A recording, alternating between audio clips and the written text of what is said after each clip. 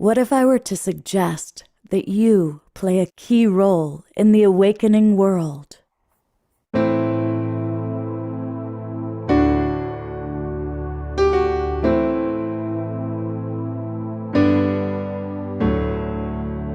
that you are watching this because you have heard the call.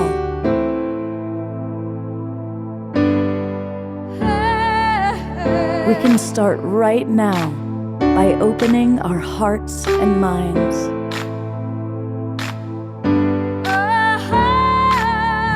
Welcome to the awakening world.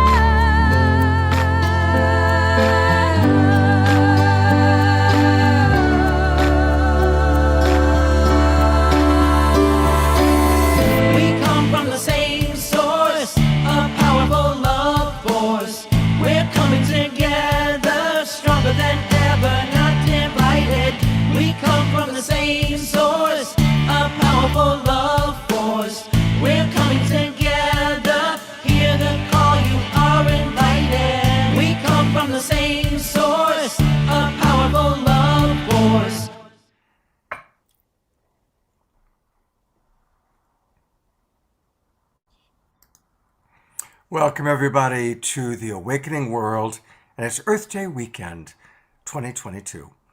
Again, a big hello to all of our friends that are already in our Zoom room.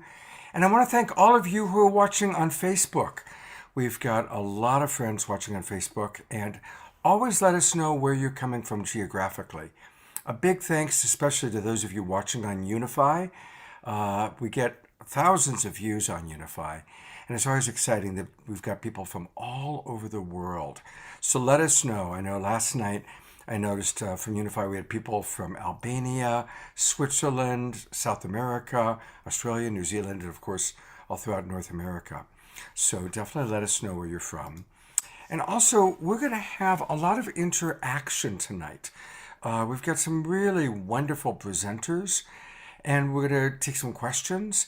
And it's easiest if you come on into the Zoom room to talk with us. And it's easy to do that.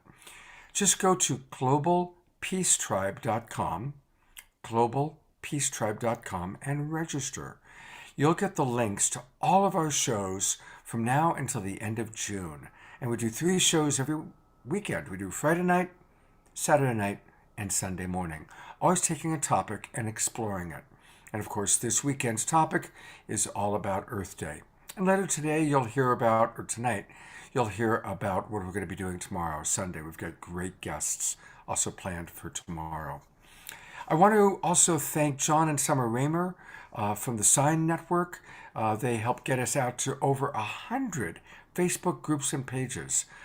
So that's wonderful. A lot of you are watching us that way right now. Also, a big hello to Alan Steinfeld and his YouTube channel, which also is a way that a lot of people watch us. So welcome wherever you are. Finally, I want to welcome people watching the recording. Our statistics show us that about 40% of the people who will end up hearing my voice will be actually watching the recording. So wherever you are, whenever you're hearing this, welcome. So Earth Day 2022, what does that mean to you? That's a question that we're going to be asking our presenters throughout the evening and again tomorrow. And what are practical solutions? I think probably most of us are aware of how bad things are. And if you're not, you're probably going to get a few reminders tonight.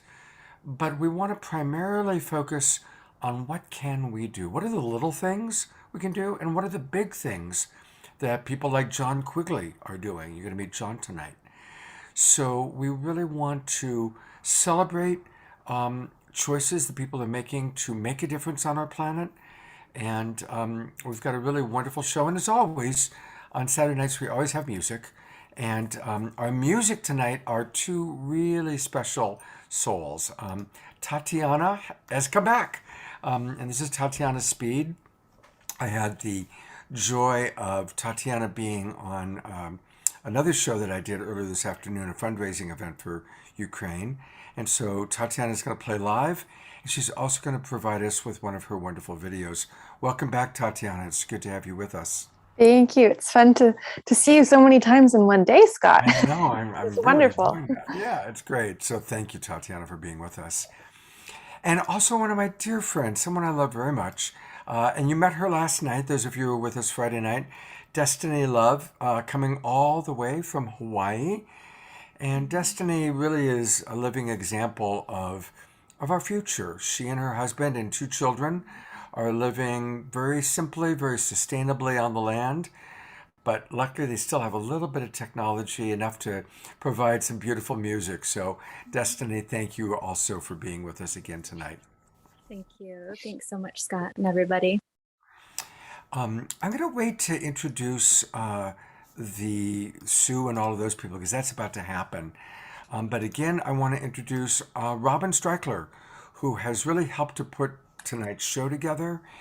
And really, a very big highlight of the show is going to be Robin has written a screenplay.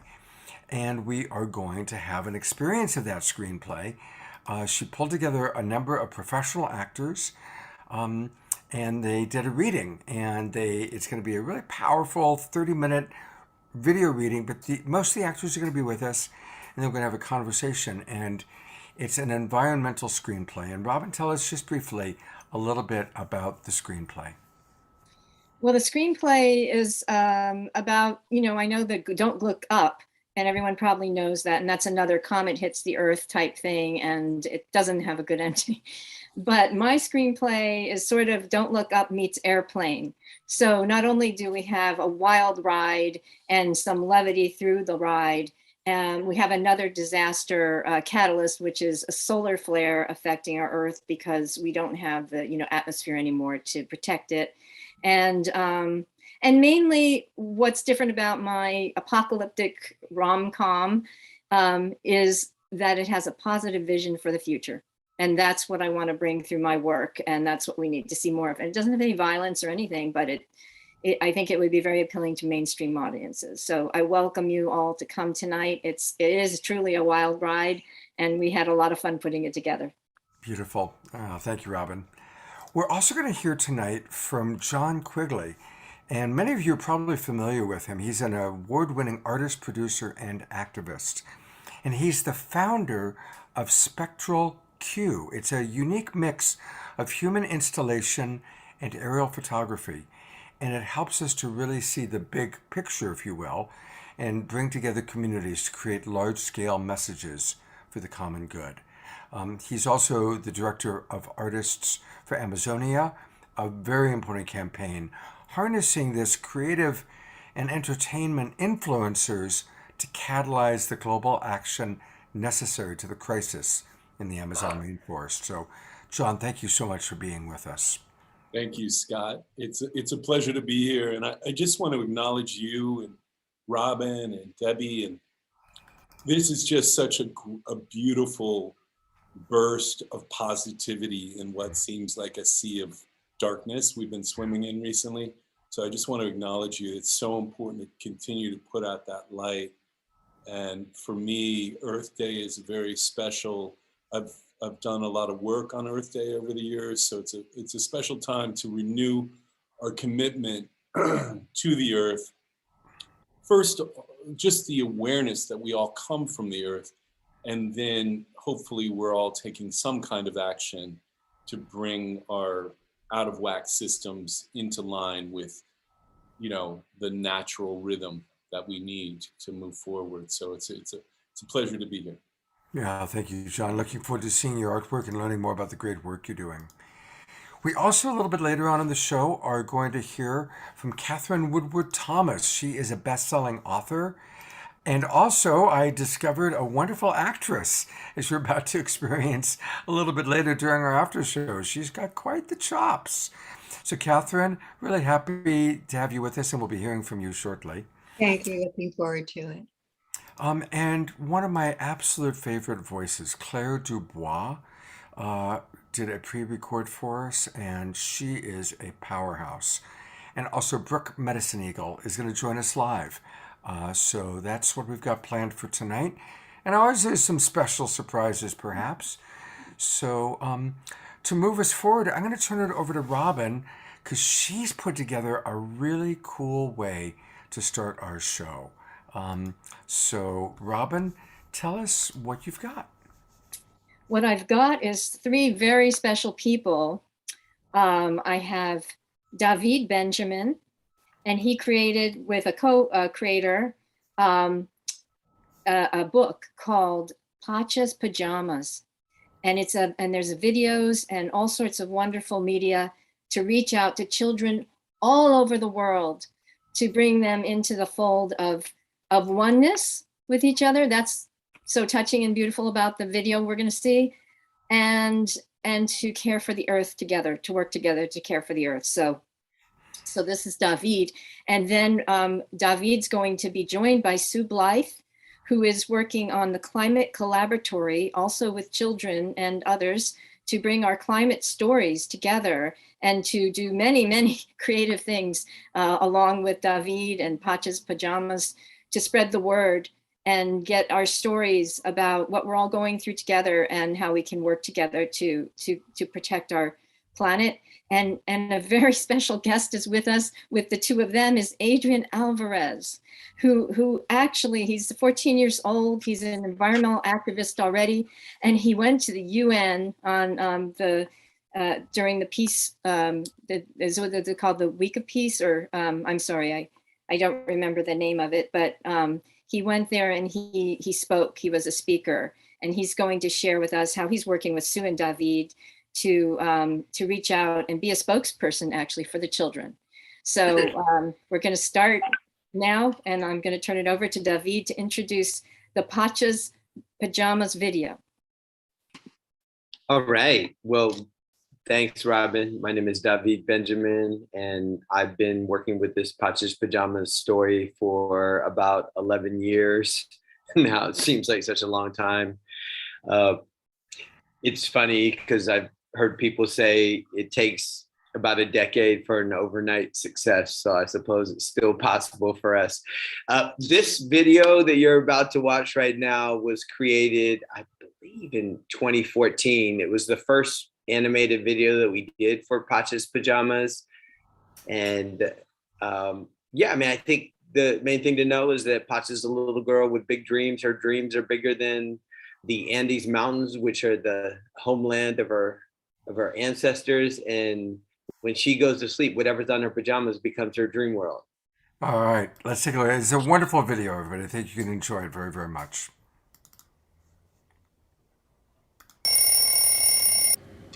Mama! Good morning, Pacha.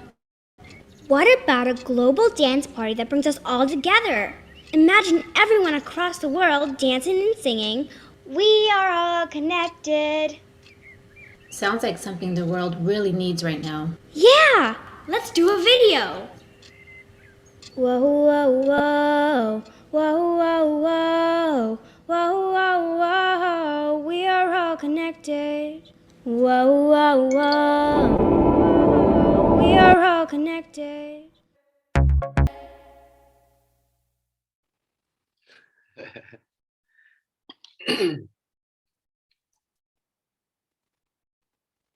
Well, that's Pacha's Pajamas Do the Connected Dance, our first video from way back when. Like I said, I think it was awesome if you did a video with your friends. Whoops. Let's learn the routine. It's easy. You just need to learn the choreography for the chorus. We'll dance freestyle during the rap sections. I think I must have stopped it too early. Let's start with the footwork. All right. Well, thanks so much for inviting me here, and Sue and Adrian for joining me as well. When developing something like Pacha, we started with the message. We knew that we wanted to communicate something differently than what was already out there in the world. And we came up with the inquiry, well, what would nature say if it could talk directly to today's kids? what would nature want kids to know? We thought a while about this, and this is me and Aaron Abelman. He actually had authored a story called Pachamama's Pajamas, which was about a bunch of animals coming together in the jungle. They end up having this amazing festival, and the second to last page of that book, a little girl named Pacha popped up in her pajamas, and it turned out it was her dream the whole way. But we had that as a foundation, but we still stepped back and said, well, what would nature want to say to today's kids? And what we came up with was we needed to translate the ancient knowledge and ways of thinking about our relationships with one another, with ourselves, and with nature into the language of today's kids. And that means a great story, music, dance, video, technology. These are all things that today's kids are into. And so we strove from the very beginning to create this multimedia story world about a little girl named Pacha who, like I said, has big dreams. And when she goes to sleep, the jaguar, the whale, the hummingbird, the pebble, the tree, and the mushroom, they all come together with her to throw the greatest festival in the history of the planet. But no humans were invited. The animals all thought that she's a little gorilla because she's wearing a gorilla mask. They end up throwing this festival called Pachajama, 7 days and 7 nights, where all the animals are coming together, and they're doing many different types of performances, rap battles and open mics, music, song, dance, speeches, spoken word. They're doing it all, and it's all really in the name of coming together and trying to come to solutions for what's happening, the things that were happening with their home. And at the end of the festival, Pacha, she does this amazing dance sequence, and halfway through it, she throws off her mask. It's because she can't bear not being herself, and the whole stadium goes quiet. Hears voices.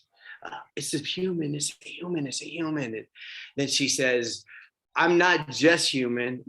I'm a child of nature too. Your dream is my dream too.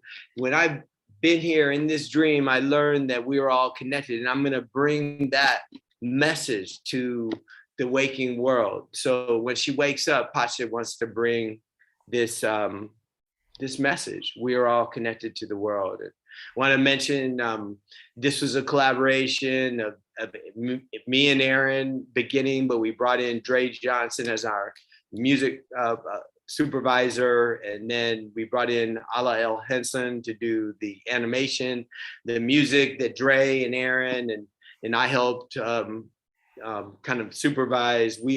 We created that as the basis for the animation. Ala came on top of that, did the animation, and then we used those animations to create an augmented reality book.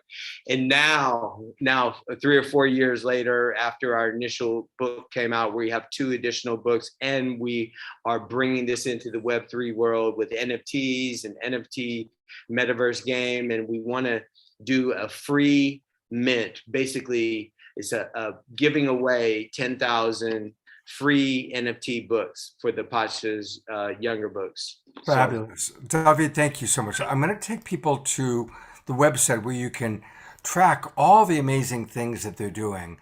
And it's pachaverse.io. P-A-C-H-A, Pachaverse, like universe, VERSE.io. And as you can tell, Javid is a very beautiful, ambitious guy with a lot going on. You can catch snippets of the videos here. You can learn all about Animal Idol 2022. That looks pretty cool, kind of what he talked about. And there's a lot going on. So we definitely we'll stay in touch with what you're doing, David. I do want to give a couple minutes to Sue and Adrian to talk about the work you're doing and how this has inspired you and where you've gone with the Pachaverse and helping to engage young people? Well, I'm Sue Blythe. I was on the other side of the country from David, and I had been since the year 2000 trying to make a story and a community engagement program based on the Earth Charter. And when I came across Pacha's Pajamas, I thought, oh my gosh, there it is. That's the story I want. And so I asked David, I would like to make a sequel to this, and I want to bring the humans in and share some of the exciting things that I know were going on in Florida, where I've been working with a program out of the University of Florida Extension. And so we're trying to make an intergenerational program based on the Earth Charter. And I tuned in, and I knew we needed some children. We really didn't have any children yet. And so I tuned in on the 20th anniversary of the Earth Charter. There was a global call, and the last speakers on this global call were my new friends, Adrian and his sister, Rebecca. And Adrian, maybe you could tell us a little bit about how you got to that global call and some of the things you're working on since. Well, first off, hello everyone. I'm Adrian Alvarez. I hope you all are having a great evening wherever you are. Well, my journey really started when I was little, really. My parents taught me and my two sisters how to take care of everything around us, from our clothes, our house, to the animals, nature, and the plants. And one way that they taught us this is by creating a little fun activity, which was to take care of monarch butterflies. Because down here in Florida, we get a lot of monarch butterflies, and they are endangered because we keep cutting down their habitats. So we decided to make a video on how to take care of monarch butterflies, and this eventually reached the Earth Charter International. So as time went by, they asked me and my sisters and my family to make videos on the 4 pillars of the Earth Charter to explain to both children and adults what they mean. And then I got invited to the 2020 Turning Consciousness into Action in an Interdependent World. I got invited to that event, and that's what Sue was talking about. That's where I ended up speaking with my sister Rebecca, and that's how I got in touch with Sue. And after that, Sue has been teaching me a lot of things, and has helped me get in touch with many people to try to spread my word and the voice of us children, to try to get more children involved, because I feel like us children can help too. Absolutely.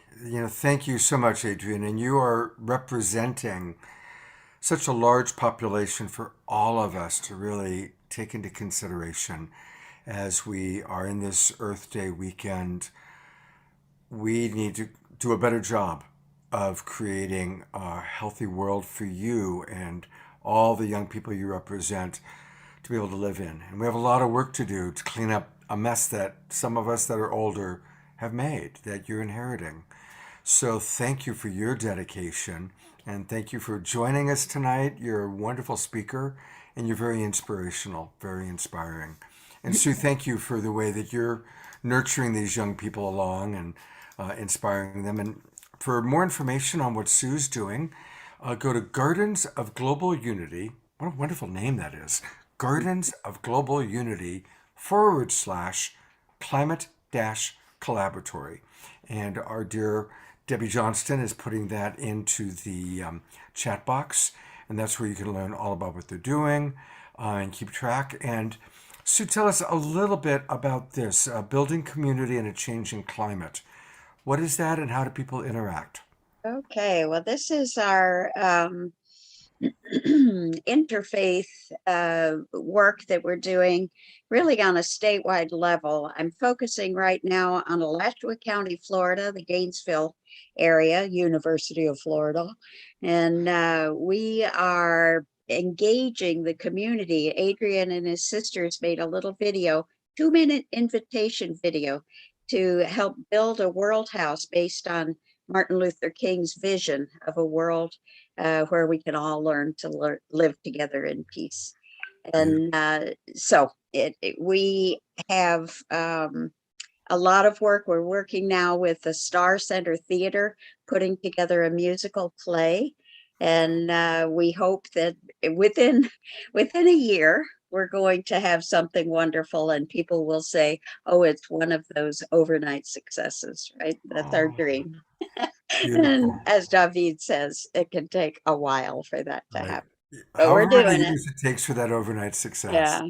So well, we will definitely continue to track you and the work that you're doing, and certainly hope to have you and David and Adrian back as you come up with these other creative expressions. Thank you so much. Yeah, thank you. It's great to meet you. God's blessings. Adrian, thank you, partner. I so appreciate the work you're doing. And really, you are an inspiration for all of us. Thank you very, very much. Thank you so much, Scott, for having me on this show. And well, thank you for the kind words. Absolutely. Well, we're going to keep track of you. You're going to be back on this show with some of the, next time we'll take a look at your video, okay? Yeah, okay. Great. Thanks. Wow. Let's just take a breath and appreciate. Maybe think of the children you know in your life, whether they're your own children or your grandchildren or children of friends. I mean, we really got, this is why we have to do a better job of delivering a healthier, more sustainable planet to Adrian and the millions of children he represents. Well, that's a tough act to follow. They say you never want to follow an act, with children. But luckily, we have Tatiana Speed with us, and she's pretty remarkable. Tatiana, thank you so much for being with us, and I know you've got a special song for us, so it's all yours. Thank you, Scott. And wow, so honored to be here with these incredible speakers and all the wonderful work that they are doing for the world. So thank you so much for that. And I want to share a song. The song is called Ignite. And it is kind of my call to action to myself, to anyone else, and kind of my imagining what it would be like if every single person in the world was tapped in to their own purpose, power, light, and how we could ignite and catalyze each other to create the shift in the world that is so needed. And I see many examples of that on this call today. So this song is dedicated to all of you, and it is called Ignite.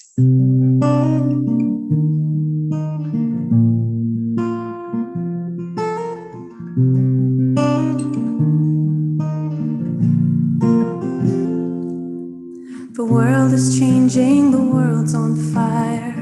I want to do my part to inspire change. I want to make my home a sanctuary of love and peace and harmony, and be the change I want to see. The earth is my home, the earth is my mother. We will never have any other to help renew, rebuild, rebirth, a new way to be on earth.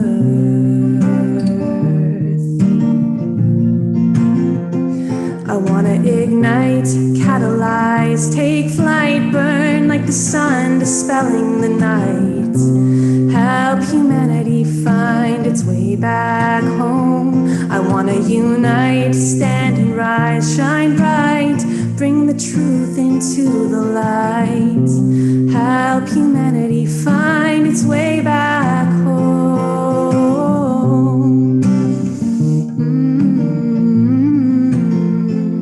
Come and dance, come and sing, come and pray, come and bring all you are. And and all you love. A new day is dawning. I feel it calling us to help rebirth a new way to be on earth. I want to ignite, catalyze, take flight, burn like the sun, dispelling the night. Help humanity find its way back home. I want to unite, stand and rise, shine bright, bring the truth into the light. Help humanity find its way back home. Let's find our way back home. Let's find our way back home.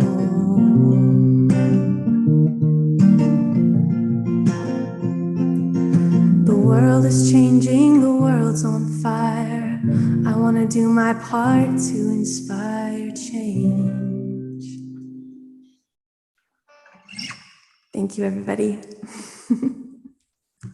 Thank you so much, Tatiana. You ended a little bit quicker than I was ready for you, so I'm off there for a minute. Whoops, I'm actually trying to put there we go. Tatiana, I really want to thank you. You sing with so much heart and so much love, but your words are also really right there, right direct. And how are you doing with watching climate change? How does the impact of climate change, what's going on in our world, how does that impact you? And how do you deal with some of the sad and hard parts of it? I'm just going to take these things off my voice. Hear me now? Can you hear me now? Okay, there we go. Yeah, thank you for that question, Scott. I mean, I think like so many of us, there's a combination of frustration, helplessness, grief. This last summer that passed, my home was not my home, but all around me was in flames. There was massive, massive fires. And for 2 months, we couldn't breathe the air or go outside during the summer. So I feel like climate change is really knocking on our door now. There's no more denying it. And even my grandfather, who I've had trouble with at times explaining that climate change is real, actually was coming, recognizing what was happening. And yeah, I think it's a process of being with the emotions of frustration and helplessness, and then doing the small parts that we can do. I try to make a change with music and the activism that I do, and just knowing that so many of us around the world are walking together this path that's shifting consciousness, and having trust and faith that that's going to make the change we need. Yeah. Thank you. I want to acknowledge that between you and Adrian and myself, we've got 3 different generations. And so just as I'm going to bring Adrian on for a moment, Adrian too. And here we are, here are 3 different generations, and we all want the same thing. We all have to find the ways to contribute. So thank you, Adrian, for how you're contributing. Thank you, Tatiana, for how you're contributing. And both of you are really inspiring and have gotten us off to a wonderful start. And a reminder that for people to get more of Tatiana, a couple things. Please go to her website. It's her name, TatianaSpeed.com. And always, when I give you people people's websites, always give them their name and email address so that they can, let you know about albums and things. And also, she's on Instagram. So definitely, she's the only Tatiana Speed on Instagram. I just checked. So definitely follow her on Instagram, buy her albums, buy her music. And Tatiana, you're going to introduce your video for us a little bit later on tonight? Absolutely. Looking forward to it. Great. Thanks for staying with us. We'll see you in a little bit then. All right. I get to introduce our next presenter. And actually, this is one of those cases where I knew of her long before I met her. This is Catherine Woodward Thomas. And I was very familiar with both of her books, Conscious Uncoupling and Calling in the One. And she is going to be on a show we're doing in a couple months. In June, we're going to do a show called authors that we love. And that includes Catherine Woodward Thomas, as well as Andrew Harvey and Carolyn Meese and some of the other authors that we love on this show. But today, she's here to talk about what Earth Day means to her. So, Catherine, thank you for being with us.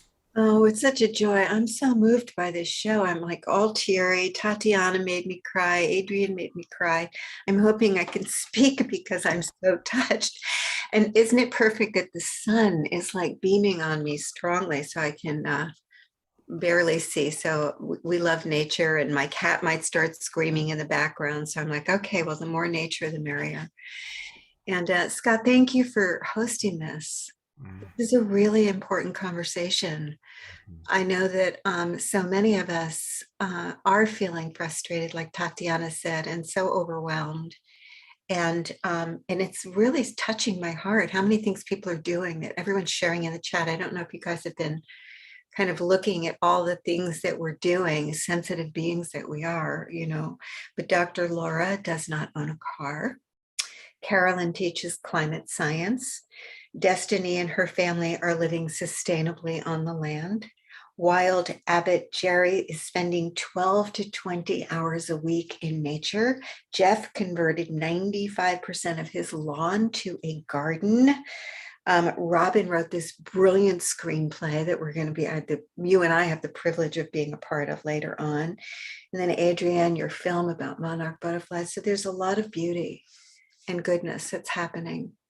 And I'm really grateful to be in the inquiry together, because I know that so many of us are doing our best to stay present to the news, no matter how difficult it is to read the newspaper, that we're turning towards it, we're witnessing, we're staying with our own experience of grief and all of the many feelings that we have.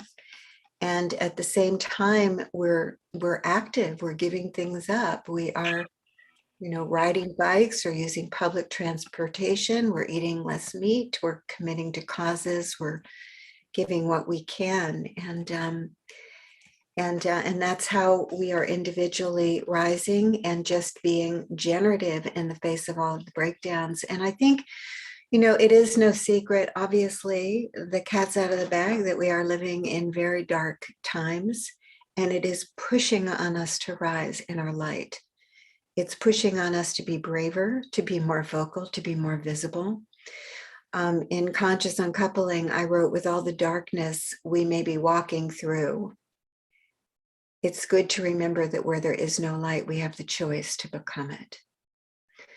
So that's what's happening for our tribe. In the face of greed, we are generating generosity and kindness.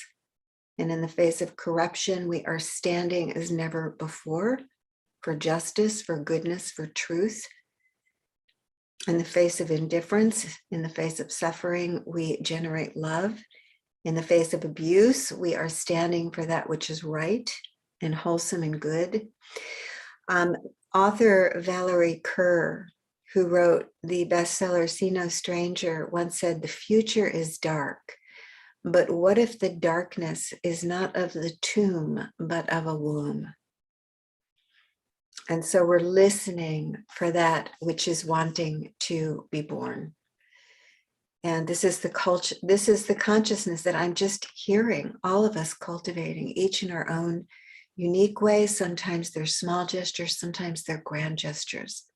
But all of us are starting to up-level our willingness, not only to sacrifice, but to be generative of the world that we want to live in the face of escalating evidence to the contrary. But I want to read a beautiful passageway to you that Llewellyn von Lee wrote. Llewellyn is a Sufi mystic. And this is one of my favorite passages that I want to share tonight. He says, "A web of light has been created around the world to help us make this transition. Through this web, the invisible is already becoming visible. The signs of God already revealing themselves in a new way. But love needs us to bring this potential into manifestation. And that's my kitty, if you hear that in the background. She's just singing. She's very happy. But love needs us to bring this potential into manifestation, to make it part of the fabric of daily life. Without our participation, the potential will ebb into a fading promise of something that might have happened. If that light can be brought into consciousness, then it can travel through the web of connections, awakening centers of consciousness within all of humanity. Humanity will have access to the wisdom, power, and love that it needs to take the next step in its spiritual evolution, to learn to function in oneness as a dynamic, interrelated whole. Without this awakening, patterns of energy flow around the planet will remain dormant or function on a lower level. And once again, humanity will have missed an opportunity. So I think we're all sensing the criticalness of this. And I think that all of us are hearing this invitation. And I can just speak for all of us that we're all a yes to it. You know, I think we recognize the difference between praying for a world of goodness and love to leave to our children, or actually making the decision to become the source of that love and goodness.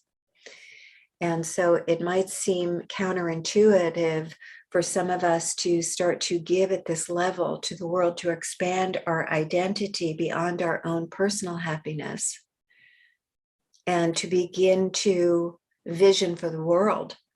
So as we're visioning for personal transformation, we're visioning for transformation of the world. And we're counteracting the dystopian images that Hollywood has been feeding us. And we're actively cultivating what does it look like when the world works for everyone, when we are living in harmony with the earth, in harmony with the cycles of nature, in harmony with each other. I think that the secret to realizing abundance for ourselves is to become the source of it for others. And at this point in our journey, we recognize that the goal of personal development is not just self-actualization, but self-transcendence. You know, a lot of us are familiar with Abraham Maslow's hierarchy of needs, and the highest need that we had, once you had all your survival and your belonging taken care of, the kind of day-to-day physical needs, was self-actualization. But before he died, he added self-transcendence. And basically what he said before he died is, you know, I was wrong. It's not just about us becoming all that we can be. We need to actually rise and become who we are for others. So all of us here, we're in those waters, and we're really trying on being ambitious, not just for ourselves, but we are ambitious for the world. We're ambitious for the human race, and we are expanding our sense of self to include who we are for the whole. So I just want to kind of end with a visioning prayer for all of us to begin to step into this recognition of who we really are for the world.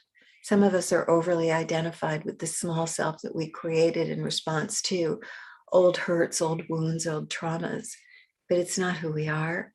And we don't really have time to be living from that small version of ourselves any longer. The world needs us, God needs us to actually begin living from the largeness of who we came here to be for the world. So let's just close our eyes for a moment. And I just invite you to take a deep breath as though you could breathe all the way down into your hips. And just moving into this place of deep listening and receptivity, allowing yourself to feel held by this force and field of life that is up underneath you and supporting you and guiding you. Recognizing that you were born for this, that you came here for this mighty purpose, that your soul chose to incarnate right now, to be on planet Earth, to become a bringer of light, a bringer of hope, and a bringer of love. And just asking the universe, asking your soul, what offerings am I here to make? What is my contribution to healing, to evolution, to the awakening of love? And just allowing yourself to really own that this is indeed who you are. Expanding beyond the smallness of your egoic self that you might have created in response to being born somehow into a family that couldn't hold your brightness, your brilliance, your sensitivity, your wild creativity.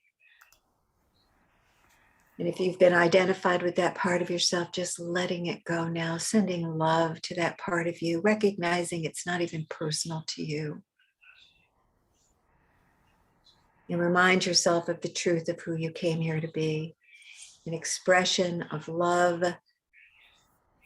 generosity, healing, and grace.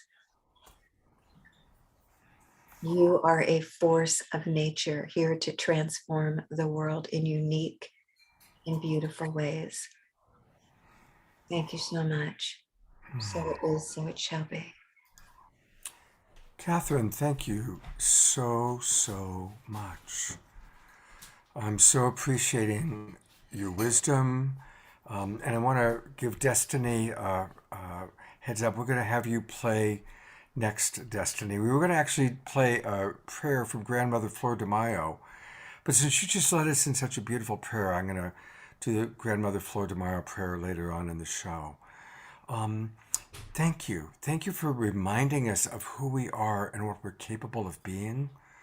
Thank you for reminding us that the more that we are generous, the more that creates the ripple that we need to create, to get us out of the old paradigm of grasping and greed and survival, and to come into the new paradigm of thriving. For truly we are moving from survival to thriving. And you were so eloquent with that. And stay on camera for one more moment. I want to just read a little bit from Connie and Andrew. There's so many people that are saying, thank you, oh my God, this is amazing. But I do like to incorporate some of our listeners. And Connie and Andrew wrote, yes, Catherine, brilliant. There is a new energy available on the earth which supports the manifestation of the infinite balance, abundance, and unconditional love that are at the foundation of universal law. Individuals are beginning to experience these in their lives, which step by step influences all of us to make new choices on how we live day by day. So thank you, Connie and Andrew, and thank you, Catherine, for that beautiful inspiration. Thank you. Thank you. I do want to let people know about where you can find all things Catherine Woodward Thomas, and it's her website, and again, it's her name, CatherineWoodwardThomas.com. And do you want to share anything with us about your upcoming webinar trainings? Oh, thank you, Scott. You know, there's, first of all, these two webinars that you see on the screen now at my website are free. And they're one we did last week, one we're doing this week. And it's really about you stepping into recognizing who you came here to be and what you came here to create, and being able to live from that future backwards. A lot of us are doing our own inner work kind of from the past forward, where we're doing a lot of trauma work, a lot of healing, but we also want to look to the future. I like to say healing is the domain of the past, but transformation is the domain of the future. And when we really stand for a future that's kind of unprecedented, unpredictable, just living as a dream in our hearts, what happens when we set an intention for that future is we begin to be pulled by that vision into who we will need to become in order for it to manifest and sustain. So I'm really teaching people how to transform their lives rapidly, radically with this technology. I want to do that. I want to take it. So I'm going to go back to the website just for a moment. So that, and it's free. What a gift. It's coming just in a couple days, Tuesday, April 26th. It's in the morning. It's at 9 o'clock Pacific time, 12 noon Eastern. I see Tatiana's getting out a pen and writing it down. And I think you're going to get some Global Peace Tribers there. Oh, great. And it's recorded. So if you can't be there, it's an odd time for some people. They're just starting their work day, but we will send you the recording. Beautiful. So again, CatherineWoodwardThomas.com, and then just at the very, very top, and just click register now. And you know what's interesting? Oh, there we go. Okay, it is working. And so register, and that's beautiful that it's free. It's so important for us to listen to wisdom keepers like yourself who are helping us to learn how to create the future that we really want to create, and not that apocalyptic wasteland story that we've seen over and over and over in Can I Hollywood. tell you something about Margaret Atwood, who wrote The Handmaid's Tale, which is a brilliant show, but it's quite dystopian. She's now doing talks all over the country about ignite your creativity for the positive possible future that we could all co-create together. Isn't that beautiful? So I That think, is. yeah, that's the conversation. We need to turn our attention there. Thank you. Thank you for this beautiful, beautiful event. Thank you. Absolutely. And remember, everybody, we're going to see Catherine's acting as part of our after show. And then she'll be back on our Authors That We Love weekend, which is June 9th, 10th, 11th. We've got Matt Kahn, Andrew Harvey, Carolyn Meese, and Catherine. So it's going to be a wonderful weekend. Thank you, Catherine. Hi, everyone. Thank you. So this is now my good friend Destiny Love. And Destiny and I have a long friendship. We met in Louisville, Kentucky. I was teaching there, and she brought her mother and her grandmother. I remember I was all excited. It was the first time that I was teaching 3 generations at the same time.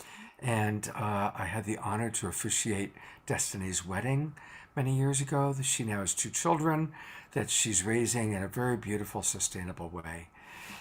Some of you who joined us last night already heard her, but I'm so glad that you're with us again tonight, Destiny. It's just beautiful to have you with us. Wow, I'm so blown away. Catherine, that was so potent and beautiful. And just the message that I know I needed personally, and so many of us here. Thank you. Danae, thank you so much. I can't wait for your music. And Scott, thank you for having me. Wow, I feel so grateful to be here. And by the way, we have exactly 111 participants in the Zoom room right now. So for all of you 111 people, I just happened to notice that. Okay, take it away, Destiny.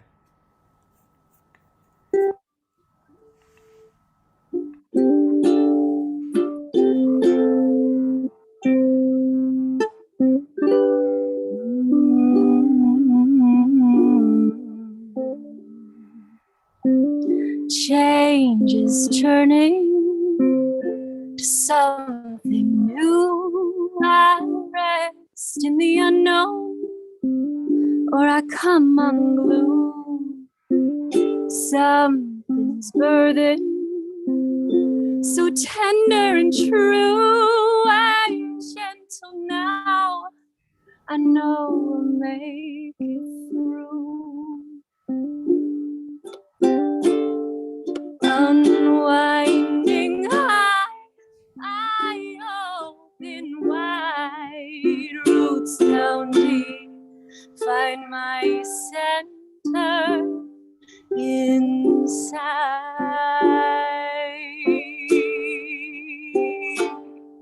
The river is flowing, flowing and growing. The river is flowing down the sea.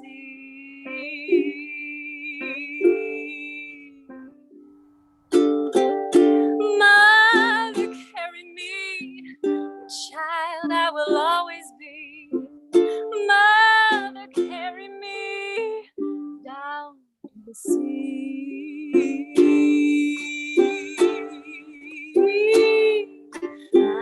Change is turning to something new.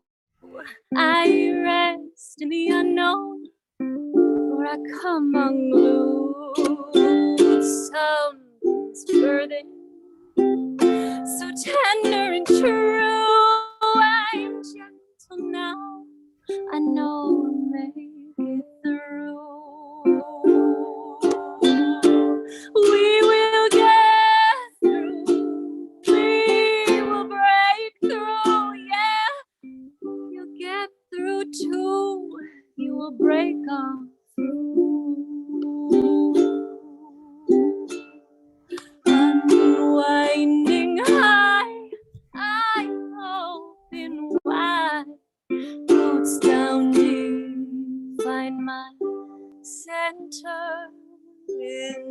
inside.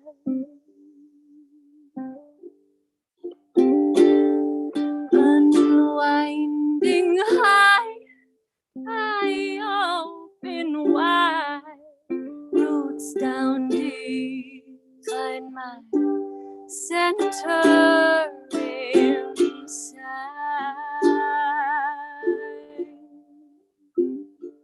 Mother Goddess surrounds us, Mother Goddess within us. I am blessed by her majesty.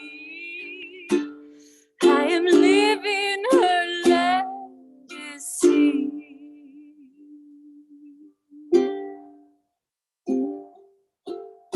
Change is turning something new. I rest in the unknown, where I come unglued. Something's birthing, so tender and true. I'm gentle now, I know we'll make it through.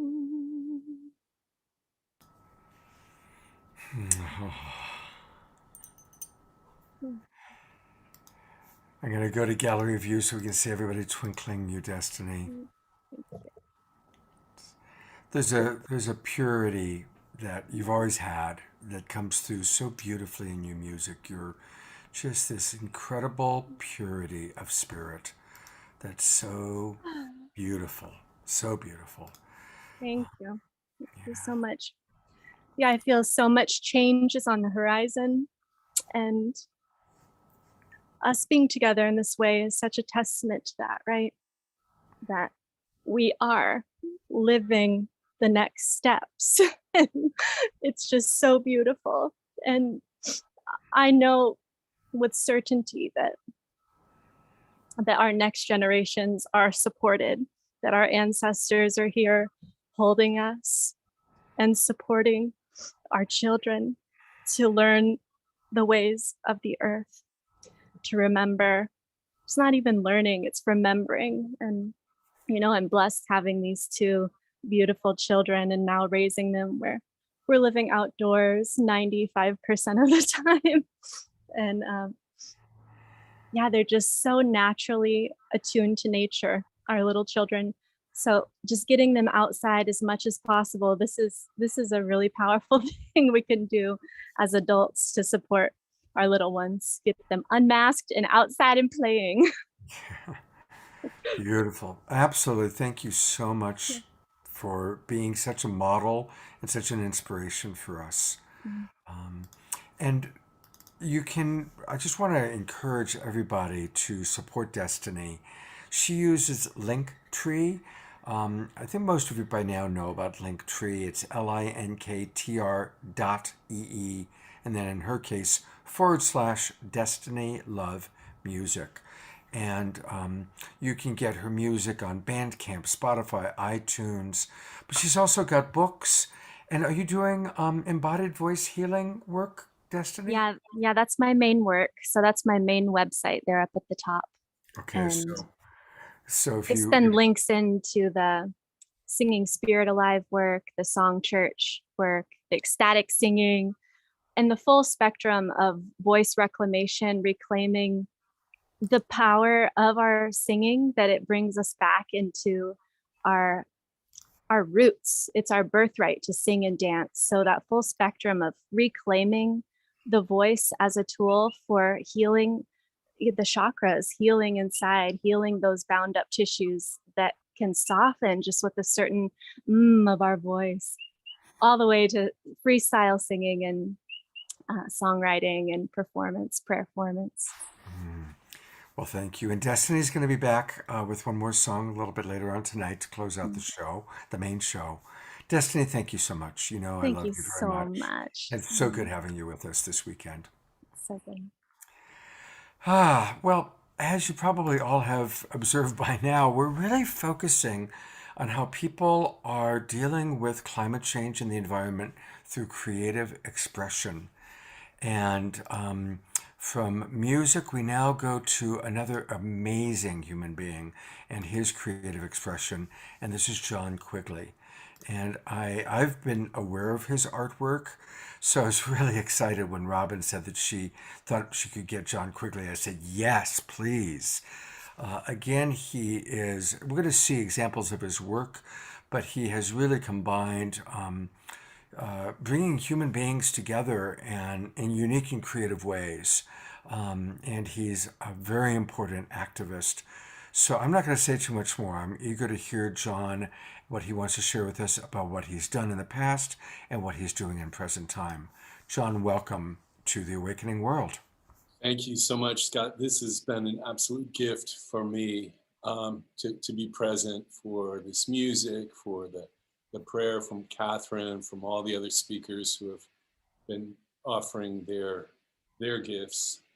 I just want to start talking a little bit about my involvement with Earth Day, just briefly. I started as a 10-year-old. I went to school one day and they had seedlings for us all in class, and they gave them out, and I took it home and I planted it. And about 8 years later, my mom took a picture of me having grown and the tree having grown to about 20, 25 feet tall. And there's something about that that it really sort of taught me about the power of action. And I think for me, action has been kind of the defining quality of my work. Years later, Earth Day 1990, I became an organizer for that event in Los Angeles and did a lot of things related to Earth Day, and then founded Earth Day Los Angeles. And one of the tactics we used along the way, it occurred in Earth Day 1994, is we had thousands of school kids on the beach, cleaning up the beach. And just a week before, I had the thought, well, what if we have them all spell out Clean Up LA and photograph it from the sky? So that's what happened. And it led to a whole new world for me of what I called aerial art at the time. And it's been called a few different things, living art, that sort of thing. And I'm going to share my screen, but it took me around the world, and I was blessed to work in a variety of communities,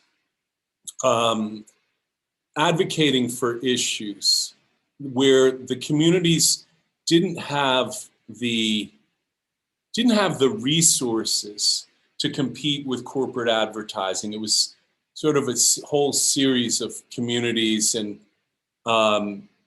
let me just clear my space here a little bit. So this is an image some of you may have seen. This is from the COP21 climate talks in Paris in 2015. And what I love about this is, because of the terrorist bombing, this idea of 100% renewable energy also translates to the idea of that peace is renewable. And I think in this time right now, with what's going on in Ukraine and other parts of the world, it's important for us to remember that. So I'm gonna just, basically, I started doing these things where I used large crowds to embody messages for the common good. And these were aspirational. What do we want? Not, I tried to focus on the positive. And I'm just gonna kind of skip through. This is in front of the Reichstag in Germany, where we did a mixed media with fabric. This is on the beach in Santa Monica before the the Iraq War. This is in tribute to Martin Luther King in Memphis. This is in Rio. This is about advocating for the coral reefs off the coast of Belize, Australia, Bondi Beach. This is in San Francisco, Rise for Climate Justice. South Africa on Freedom Day, it was an interpretation of Nelson Mandela from a local indigenous artist, and the spirit of Ubuntu.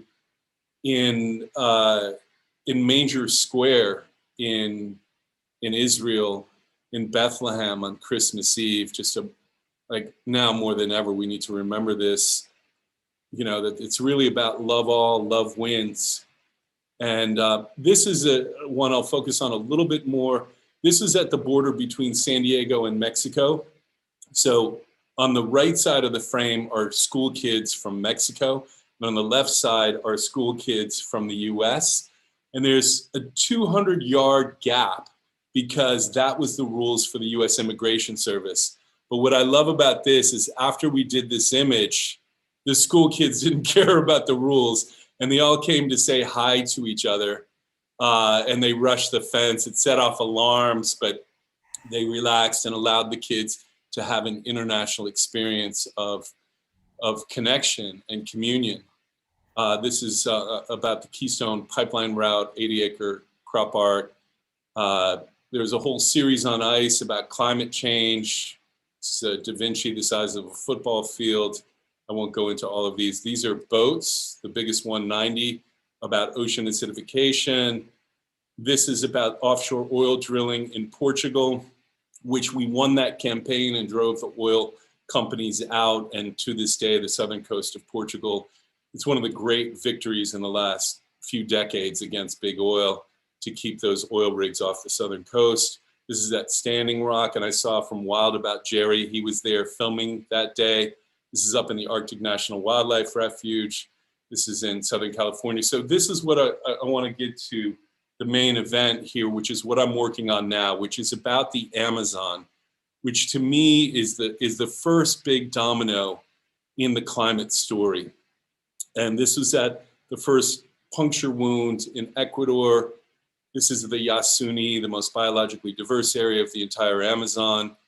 And these are other images on behalf of the Amazon with native leaders, warriors, including the great Sanya Guajajara and Chief Hayoni, who is the most revered indigenous leader in the Amazon. And so I bring this up because the Amazon scientifically has reached a tipping point. And we are now at a point where we've got 3 years. Actually, we need to protect 80% of it by 2025 to keep it from collapsing ecologically and turning into a savanna eventually. What that would do is that would wreak havoc with global climate stability. And so we're working with indigenous leadership from across the Amazon. We created an organization called Artists for Amazonia to build a bridge to influencers in Hollywood and other parts of the entertainment industry to communicate what's going on. This was after the fire episode of 2019 that shocked the world. But to me, we have to save the Amazon. We have to keep it standing.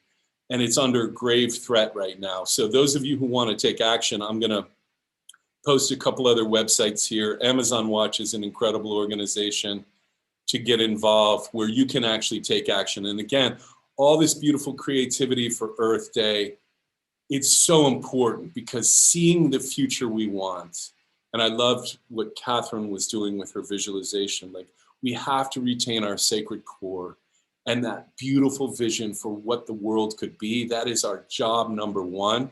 And then the next job is taking action. Just take some small piece, whatever it is, whatever your contribution is. And, that is what is, going to bring about, that is going to manifest the vision of the world we want to live in. Wow. John, what you're doing is so important. And it's, how do you organize, especially in foreign countries, all those people to then create the design of the whale or whatever the message is? How do you make that happen? That is still a little bit of a mystery to myself, Scott, but it's all about relationship, and it's really about people. Once I started doing it for a while, people were reaching out to me, and there has to be trust involved. The community needs to trust that this is something that's going to help. And for a lot of communities, particularly indigenous communities, this is one way that they can become visible and their desires. And so, but it's usually I get brokered in through someone that they already trust. They show them my work, and then we start to work together, usually a creative collaboration, maybe working with one of their artists to come up with the design. But it's all about relationships. And in this fragmented world today, retaining that openness to human connection, I think, is so crucial for our future. And to achieve all of these images, that was central to all of it. Yeah, you know what I love about it is it's a microcosm of what the macrocosm needs to do.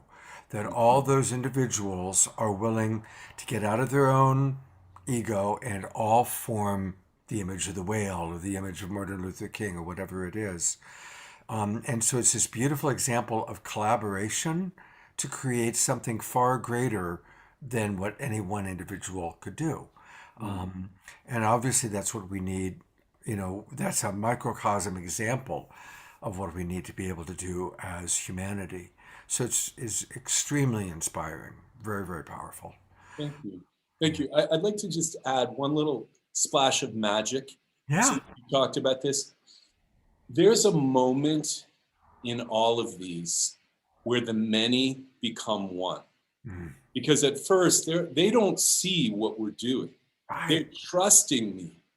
But there's, we were doing that whale piece in Bondi Beach, and we had an Aboriginal elder who was diging all 2,000 people going around.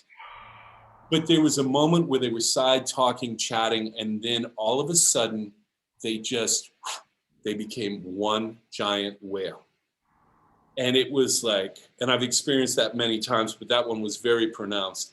And when you have that moment where it's possible for us to transcend our individual egos and then you see it manifest in physical form in that way, it's incredibly powerful. And then of course, the visuals become tools for advocating for the issues and things like that. But on a spiritual level, in the moment with the crowd, that is a moment that I'm always looking forward to. I think we all can kind of imagine it, although obviously experiencing it is about 100 times better than imagining it. And what a wonderful experience for those who have it to remember that we are one. You know, in that moment, they go from the illusion of separation, where most of us live most of the time, into the divine remembrance of our unified field, our unified consciousness, our oneness. And that can be a life-changing experience for someone. That could be an oceanic experience that people remember for an instant. Oh, wow. Beautifully said. Yeah. John, thank you so much. It's an honor to meet you. And really just thank you so much for the good work you're doing. And we will continue to track what you're doing. And I hope you'll come on our show again. And once we start doing retreats, let's do a global peace tribe, something with you. Okay? Okay, that sounds good. God bless. Oh, and I didn't go to your website. I'm a little starstruck right now, to be honest. So John's website is artistsforamazonia.org. artistsforamazonia.org. And when people go there, John, any place you want to direct people? Well, you could click on the link for the Amazon Climate Platform, which is something we developed for how politically what can help.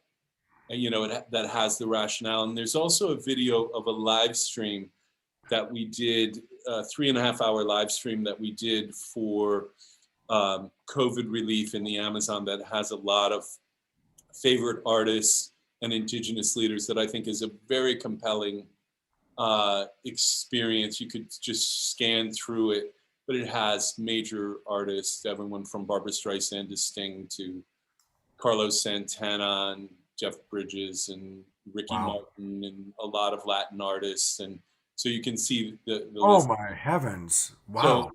So that, you know, if you want to, even though it's focused on COVID, and we did this 2 years ago, you also will learn a lot about just the basic reality of what it is to be an indigenous forest defender in the Amazon. And there, as someone said earlier, I think it was Sylvia in the pre-show, talking about the murder rates of indigenous forest defenders. And it is, we need to defend the defenders. I mean, these are the people who are putting their lives on the line every day to keep that forest standing, which affects all of our lives. It's not somewhere over there, it's all of our lives. So, you know, I would just suggest people kind of up-level their knowledge of it all and look for ways when they can to get involved, either through our website or, as I said, amazonwatch.org. which is our sister organization that does a lot of the advocacy directly. But it's an all hands on deck situation right now. And I think there is no climate solution without keeping the Amazon standing, basically. Thank you so much. It's absolutely true. One of the most meaningful moments of my life was I spent 10 days in the Amazon with a woman named Roxanne Kramer, who protects pink river dolphins. And we'd done some fundraising for her, and so we went and visited her. And that's what she does. She hires people, and it's a battle. It's a war between the poachers that kill pink river dolphins for their eyeballs, because their eyeballs are a delicacy in Japan. Imagine killing a beautiful creature like that for their eyeballs. And so she, is at war with these poachers. It's incredible what the battle that's going on. Anyway, thank you so much, John. We've got a few announcements, and so I'm going to actually break them up into a couple of things.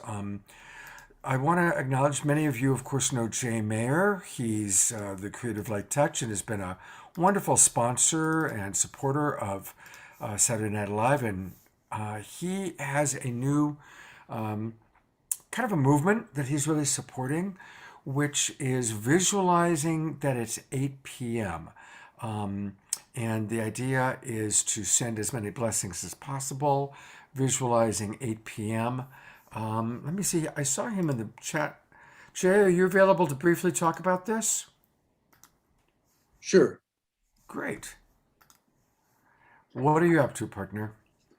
Well, everyone prays, everyone that I know prays, and all the religions pray, and, but somehow we need to come together. And I'm so excited really to have a global peace tribe, because I think this is really kind of our thing, where, when we take all that energy with Jews and Muslims and Christians and believers and non-believers and everyone, ideally we get everyone in the whole world, as many people as we can, to just focus on 8 o'clock in the evening. It's an infinity sign. So when we go, thank you for helping Ukraine, you just imagine it's 8 o'clock, and then all of a sudden you're joining with, however many thousands of people. It can happen so quickly, with the Global Peace Tribe, and, poster, copy and pasting, the flyer around, or letting people come to the websites.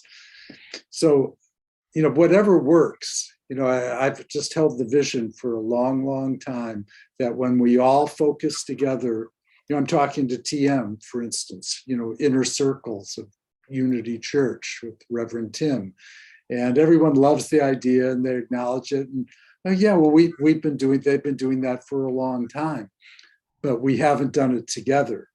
We haven't gotten the Jews and the Christians and the Muslims and, the believers and the armies. I think the armies should be praying too, right? Politicians. So I think so just to be clear, so I understand, it's not that we have to pray at 8 p.m. at night, but whenever we're praying, we're tapping into the collective, so that kind of recognizing that on one level there is no time. So the collective is gathering at that 8 p.m. Is that the idea? Yeah, you said it really well. I wrote that down, tapping into the collective. Right. Because, it's just so much more than isolated groups. Right. It's kind of like NATO. NATO is this collection of countries. We need to be a collection of faiths. Beautiful. All right. So everybody, let's all, at least once a day, when we're doing our prayer, when we're doing our visualizing, specifically sending your prayer for peace into the collective. And I guess we'll kind of say that the dream basket, the address that we're sending our collective prayers to is 8 p.m. That's going to be our address. And Jay, thank you so much for being with us as always. Thank you for all that you do to make the world a better place. God blessings. Thank you. Yeah, great show, by the way. Really. Thank you, Jay. Great people. Meaningful conversations. Timely. Thank you. And there's more, including Jay's beloved. we are going to, oh, I'm spotlighting the wrong thing. I want to spotlight this. So tonight, we got a really special after show, and it's going to be the reading of this play or screenplay, I should say, that Robin wrote called Getting Back to Jane. And all those little faces you see are people that are part of the reading, including the lovely and beautiful and talented Jan Kaplan, one of our senior producers. She's in it. I'm involved. Catherine Woodward Thomas, Robin. It's really, really a really fun show. Now, it's a whole screenplay. We're only doing a couple of scenes from the screenplay, but definitely join us for that tonight. And I'll have more Global Peace Tribe announcements a little bit later, but I wanted to make sure that we got that in. All right, what's next? What's next is Brook Medicine Eagle. How perfect that I just had Jay on. I want to acknowledge that Brook Medicine Eagle comes to us via Jan Kaplan. Jan arranged for Brook to be with us. I know that Brook has been on Jay's after shows before. She's been on Saturday Night Live before. And Brook, I'm so grateful that you're able to join us tonight. And question for you, what does Earth Day 2022 mean to you? What would you like to share with us tonight? Well, I'm honored to be here. What a wonderful group of people. I always love to come on, and I learned so much, and my heart's lifted so much by listening to all the other folks. And, you know, when I think of Earth Day, I think about the fact that I've been in love with the earth since I can remember. You know, I was raised in the backcountry of the Crow Reservation as a child on my dad's original Indian allotment. And we were just wild in the hills, you know, riding horseback and all of that. And I really fell so much in love with the earth. Sometimes the people were a little crazy. so I actually learned to love the earth more than anything, more than anyone, more than people even. And, you know, over time, then I've come to consider that I work for her and for the family, the whole family of life. And certainly working with our human family is how we're addressing the issues right now. And, you know, as I've matured and evolved, I've really tuned in to my background in the sense of touching in with White Buffalo Woman. White Buffalo Calf Pipe Woman is the one who brought the sacred chanupa, you know, the sacred pipe that we all have heard about and many of us use for prayers. And the interesting thing about what she offers us is the understanding that we are in fact one with everything. She says, whatever you do to anyone, any being, anything in the whole circle of life, you do to yourself, for you are in fact one.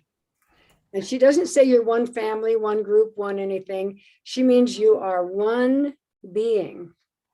And what's kind of fascinating is that modern science now, modern physics, is saying the same thing. I tease the physicists and say, oh, you caught up with White Buffalo Woman. She talked about that 20 generations ago. So for me, the thing that's really important for us right now is that sense of connection and seeing if we can find a way to drop into that larger, you know, it's like dropping our forebrain, our little regular human mind can't quite grasp that. It's just kind of way out there and too big. But that's when I think our shamanic mind comes into play, that deeper brain, the old brain and the intelligence that connects with everything. And when we can find that place of, you know, often we find it in meditation. I remember finding it standing on the edge of the Grand Canyon one time, just like all of a sudden, it's like this incredible transformative bliss that says, I am in fact one with all of this. And that is so empowering, I think. And that some of my teachers say that bliss, that feeling, that transformative feeling is literally the baseline of transformation for our earth. You know, it is the baseline source and upliftment that allows us to walk forward in whatever we do and make it really count. And, you know, I think of us human beings as we're standing on a tree, and we often think of ourselves as, we're right up here at the top. And okay, we are at a certain level, we are at the top of that tree of life. And yet what we forget again and again and again and again and again is that all that's under us supports us, uplifts us, and is absolutely vitally necessary. So to come into that understanding and that connection, that sense of love and connection with everything, right down to the very insects, which interestingly enough, we are killing, we have destroyed almost 50% of them in many places, 75 and others. And they're down at the baseline. We knock that baseline out and we're gone. So we're playing with, unfortunately, and we humans like to play right on the edge, I think, and we're playing with our own extinction. And so what's being asked of us by Mother Earth is to actually become mature, full human beings who love and care and steward and are part of life. And there are a couple things that I think are important. We're being asked to step up, and certainly physical action. Doing something in the real world. I love what Catherine was saying in so many ways. But, I suggest to people, decide to not do something. In other words, don't use those dryer sheets that have neonicotinoids that kill the bees. Don't use Roundup and the sprays that harm things. And then on the other side, choose to do something. Grow a garden, walk barefoot. Like the little church that I go to as a community here in where I live, we're looking at adopting a family from the Ukraine. So it's like, what is it that you can do actually here in the world do? And that feels so important. And also, and I think sometimes we forget this, is the more shamanic spiritual action, where we really step out of the kind of push and shove and do that's the more masculine side of ourselves. And we drop into what I would think of as a more feminine, unified, connected kind of place where we come together. And I think that's where really deep transformation takes place. And that coming together can be a coming together to do shamanic practice. For me, White Buffalo Woman has asked me to create an online ceremonial membership where we can gather together, where we have an international group of people who learn about the ceremony and then do it. And a part of that is that I know we're all really busy. We've got so much going on. And so I'm willing to step up and create something that people can tune into, and we can do something deep and powerful and meaningful and rich and sweet and good in a brief time, so that we can really do that kind of action. And a thing I want to remind all of you about is that, there are all kinds of action we can take. But as White Buffalo Woman reminds us, that we're connected with absolutely everything all the time. There's never any disconnect. We are one being that communicates, communes, connects all along. So one of the things I'd remind you about is, in a sense, every thought, every action, every mood, everything you do is a prayer. Everything touches everything else. And so to find more and more the ability to, we're all grouchy. It's like, yeah, I'm grouchy. And how would I like to be? What would I like to offer? How can I find that loving heart? How can I remember my connection with everything in such a way that I can really offer into the circle of life that which will uplift it and enliven it and support it and love it? And I know everyone else has been talking about this oneness and this love and this connection, and really stepping up into our highest and finest selves now.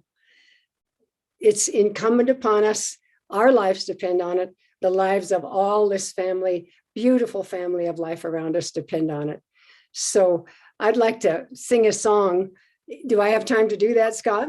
Would love for you to sing a song. I was actually, it was funny because I was going to say, I think she's going to sing a song. Is it okay if I remind her that she's going to do that? So it's a big yes. All right.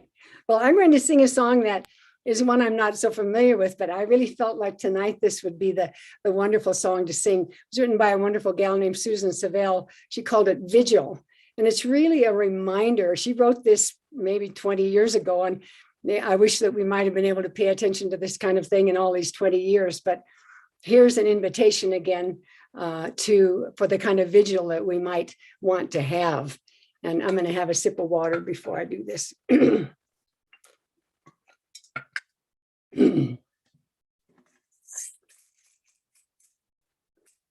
If you give me all your dreams, I'll give you all of mine.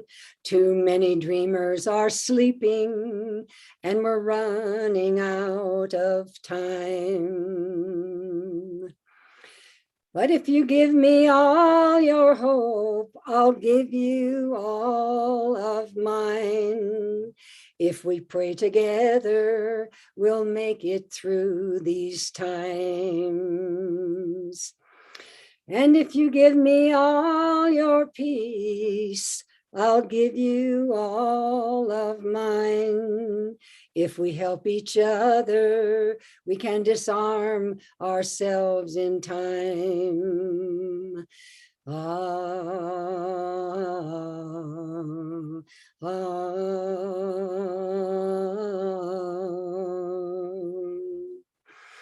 But if you give me all your voice, I'll give you all of mine.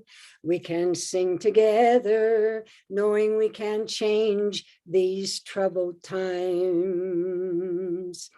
And if you give me all your love, I'll give you all of mine. We'll create beauty and joy, an abundant life this time.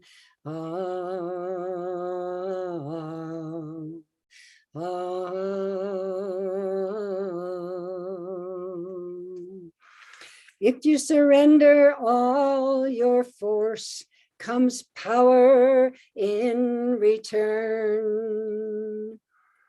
Act and flow with mother and father in their turn. So if you share visions of peace, I'll add in some of mine. We'll create a tapestry, a weaving of peace in time.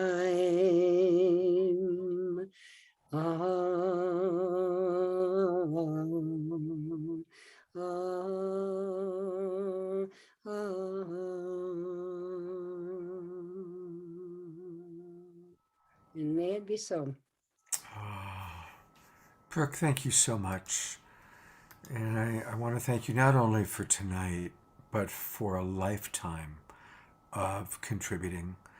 And I've seen you at way back Health and Harmony festivals, and you always have such a glow of love and such a love of the earth, and somewhere between a tolerance and a love of humanity. But you always do it with a lot of love, and I really appreciate that. And I do want to encourage people to go to actually two of her websites.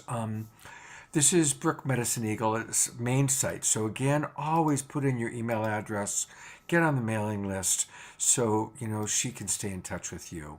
And we are Earth Keepers, and joining her membership program is a wonderful thing to do. So her website is medicineeagle.com. There's two E's, by the way, in there. Medicine ending with an E, Eagle starting with an E, so there's two E's, medicineeagle.com. And yes, we are Earth Keepers, and we need to be part of the Earth Keeper program. So, go into her Earth Keeper program and join. And that's a wonderful way to support her and to support the Earth. I also want to encourage people to go to her Patreon. As those of you that are regulars know by now, I really believe in supporting our artists and our activists through Patreon. It's how I support a lot of people, and I'm going to join and start supporting Brooke tonight. And you can choose a membership level. And what's really, really nice, I'm going to come in at this level, is that This way, our artists and our activists know that they can count on a certain amount of income coming in every month. We don't live in a culture that supports us. Oh, I've got to go into my own Patreon account because I already have one. So I will do that during the next song or the next break. So please join her Patreon, support Brooke Medicine Eagle. And Brooke, thank you for being you. Thank you so much. Well, thanks for all of this. I'm just joyous at the coming together and the beauty and the offering and the sweetness and all of this goodness that we humans create. May we create even more. Thank you so much. Absolutely, my pleasure. And I hope to see you again on our show again soon. All right, you bet. So we're going to play a video next, and it's, Barry, after tonight with all these amazing presenters, but I got to say, Claire Dubois, who you're about to see, is one of my favorite voices on the planet. And I think you'll see why in a moment. If you've heard her before, stick around and drop in again, because her message is so powerful and expressed with so much passion. She's the founder of Tree Sisters. I'm not going to say anything else. I just want you to drop into what Claire has to say.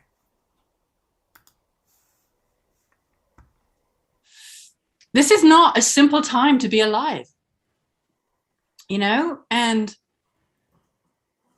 I can talk about trees till the cows come home, and they are my greatest love, along with the rest of the planet, frankly. But actually, what I really want to talk about is us. It's what it means to be human. Is the conundrum that we find ourselves in, or the cauldron of alchemical potential that we find ourselves in.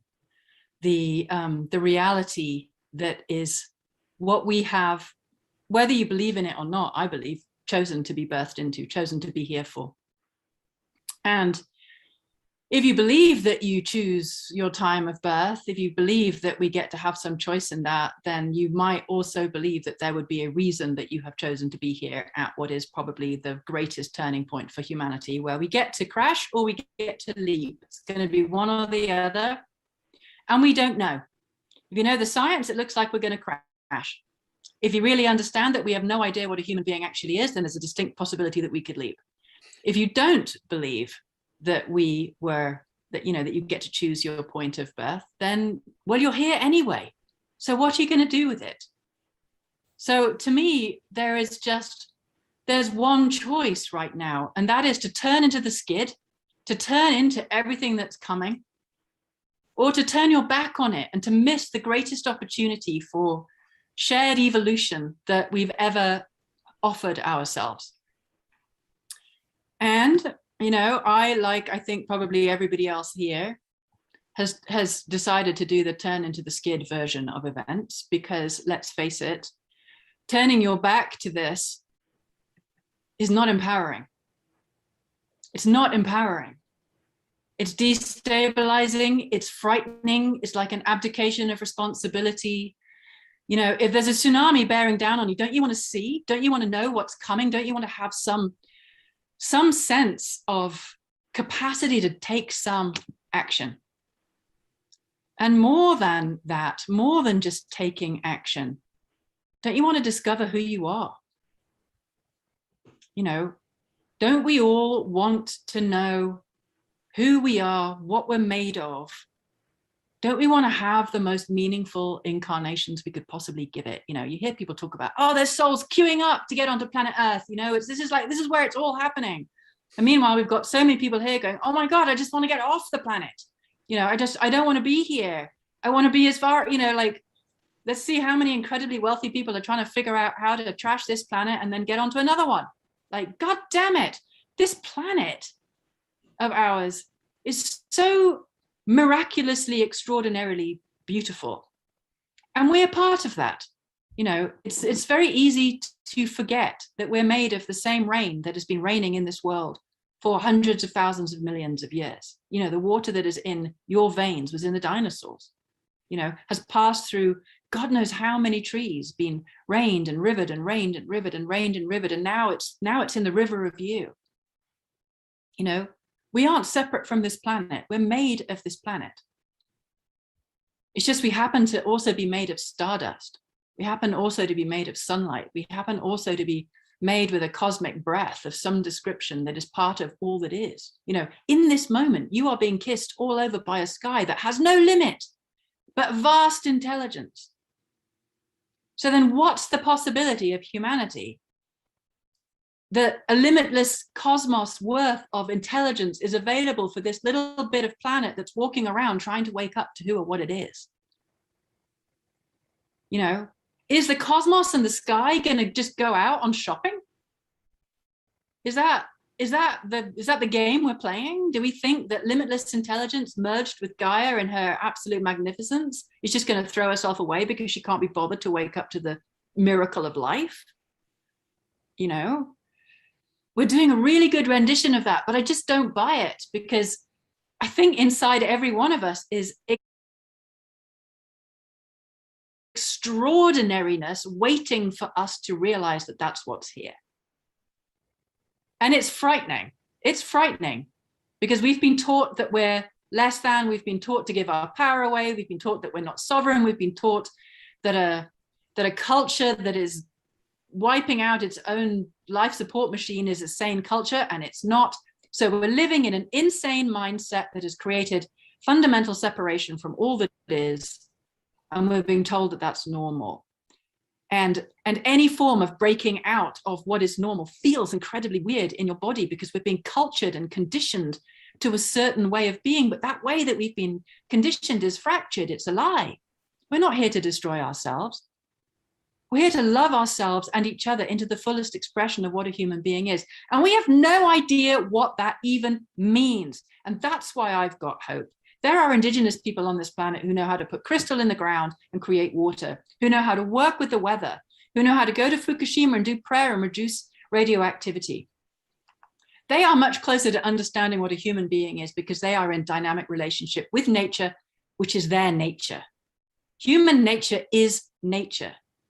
And if we log on to nature rather than just logging onto the bloody internet, we can log on to the real internet, which is actual creation, then we will find that we have no edges. There is nowhere where you end and nature begins, because there's only one being here, and it is a being full of light and intelligence. And if we can open our minds and our bodies and our nervous systems enough, with enough humility to let life as it really is pour in, till we're on our knees in humility before the miraculousness of creation, then you get to be broken open through the conundrum that we have created for ourselves, broken open through fear and shock and all the rest of the stuff that you naturally feel when you feel powerless and when a tsunami is breaking on you. But then if you can open your arms and say, do me, come on. We've created this. We've created this for our own evolution. And what are we going to do? Pretend it's not happening? Or are we going to let it rip us open beyond all the limitations that are nothing to do with who we are, so that we can find that immensity, that love, that meaning, that passion, that grief, that rage, that ecstatic nature that is nature. You don't see a tree going, oh, I'm so sorry, I'm so beautiful. Oh, I'm just going to strip. Oh, I'm too much. Oh, I'm too little. You know, nature doesn't do this weird thing that we do with ourselves. It just gives itself completely. That to me is the moment that we have created for ourselves. We've created a moment of absolute radical possibility for ourselves, where if we're willing to fully feel and fully face everything that we have created for ourselves, these are the circumstances for our own transcendence. Because we are life, and life wants us to wake up. Because we are nature, and nature is not here to self-combust. Because we are extraordinary potential. We are a living cosmos inhabited in this little bit of Gaia, which is billions of years worth of wisdom and experience and experimentation. And here's humanity standing there, sky meeting earth, with all of that inside us and in our so-called junk DNA, the DNA of every living species on this planet. We are a walking activation of nature consciousness waiting to happen. So I believe I had 7 minutes, and that's probably it. So I'll just end by saying, what are we here for? If you incarnated right now, whether you think it was a choice or not, you're here for the greatest turning this species is ever going to have, probably. Either for profound waking up or the deepest level of regret we could possibly imagine when we say, sorry, guys, to our children, go face a child. Say, sorry, I just couldn't be bothered to try. I didn't want to know who I actually was. I threw in the towel when it all looked too difficult. Or you just go, hell yes, bring it on. Here we are. This is what I've created for myself. This is what I want. I want to wake up. I want to know who I am. I want to know what's possible. I want to know what everybody is capable of through radical shared responsibility and humility before the magnificence of what a human being is, which we can discover if we're willing to drop what we've been taught we are, because it's nothing to do with what a human being actually is. This is not us. And there we have it. Mwah.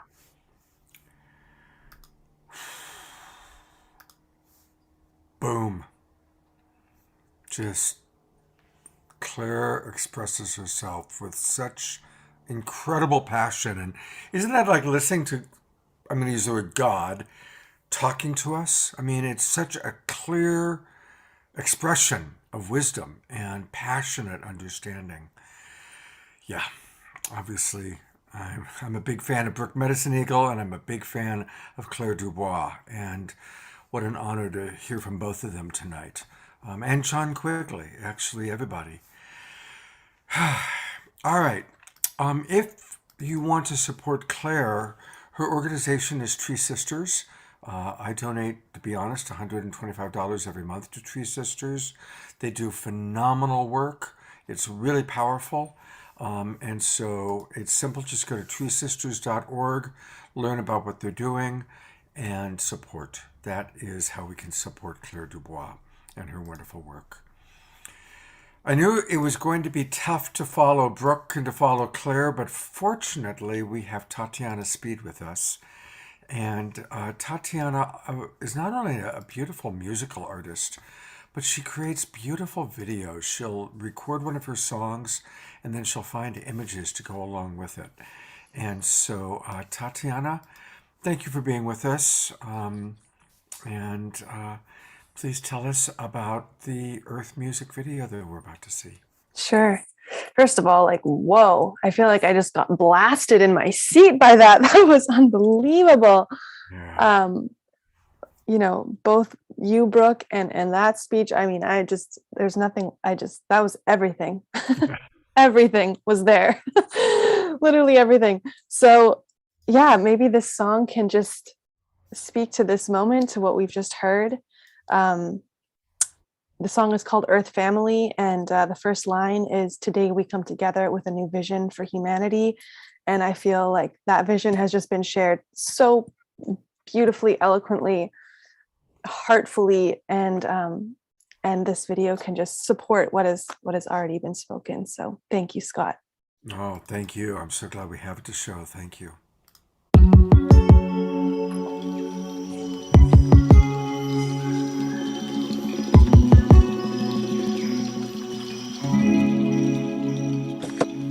Today we come together with a new vision for humanity, to co-create a united Earth family. And with this vision and our shared intuition, we have the potential to bring peace on Earth to fruition. We imagine a world where we take care of all of life, and with this intention we become beacons of light. So let's join together in manifestation to bring about societal transformation. From the heart of humanity, we come together in unity to co-create a united Earth family. From the heart of humanity, we come together in unity to co-create a united Earth family. We come come together to unite, we come together to ignite unity between all forms of life. I see the one in the all and the all in the one. Our hearts beat to the same drum. We come together for the fate of the earth. Every single one of us is needed to rebirth a new community, a new earth family, a new reality and unity for all humanity. If we educate, we can innovate, create a blank slate for the world to co-create a new fate of societal change and renewal. Indigenous knowledge is a key, is a tool. From the heart of humanity, we come together in unity to co-create a united earth family. From the heart of humanity, we come together in unity to co-create a united earth family. United, united, united, let's come together, earth family.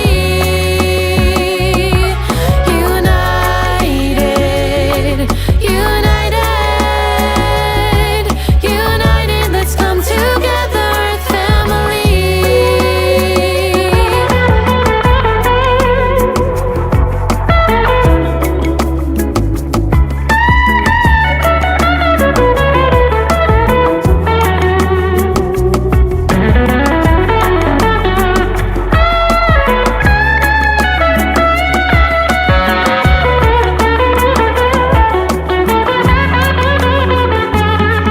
We are co-creators, we are innovators, we are change makers, pioneers and trailblazers, paving a path for an inclusive civilization to arise, a regenerative future for all beings, all life. We nurture cultures of peace and integrity. We celebrate the beauty of our infinite diversity, and from every corner of the world, creative expression paves the way for a future of intimate connection. The leaders of today, the leaders of tomorrow, we have seeds to sow, visions to grow, places to go, and now we know it's time for unity to co-create a united earth family. From the heart of humanity, we come together in unity to co-create a united earth family. From the heart of humanity, we come together in unity to co-create a united earth family. From the heart of humanity, we come together to co-create. Let's come together, family. From the heart of humanity, we come together to co-create. Let's come together, family.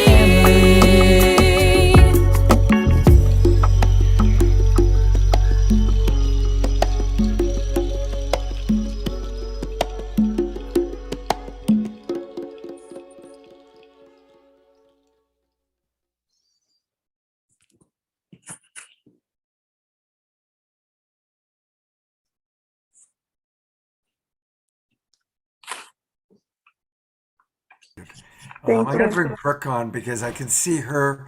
And I think, again, here are two generations, and you both are delivering the same message in your own unique ways. Wasn't that video beautiful, Brooke? And Brooke, you muted. I'm sorry, what did you ask? I was enjoying so much I wasn't listening. No, I just said, I was just asking you, I saw your enthusiasm. And so I'm spontaneously bringing you on at the same time because I think that both you and Tatiana were saying the same thing in your own unique ways. And so that's why I'm spontaneously bringing you on with Tatiana. And the music is so magical. I just really appreciate it. Thank you so much, Tatiana, and all of you who bring music into our lives. It's just the best. Yeah. Oh, thank you, Brooke. That means so much coming from you because you are just a unbelievable human being on this earth. So thank you for saying that. And it's just an honor to meet you, honestly. So thank you. Stay connected. it's kind of sweet to see. I love bringing people together. And so to see Tatiana and Brooke together in this moment, both sharing the same message in their own unique and beautiful way is really powerful. And again, a reminder, you can support Tatiana by going to tatianaspeed.com. Definitely make sure you follow her on Instagram. And Tatiana, you've become such an incredibly important part of the Global Peace Tribe. Thank you so much. Thank you, Scott, so much. Thank you. Wow. All right.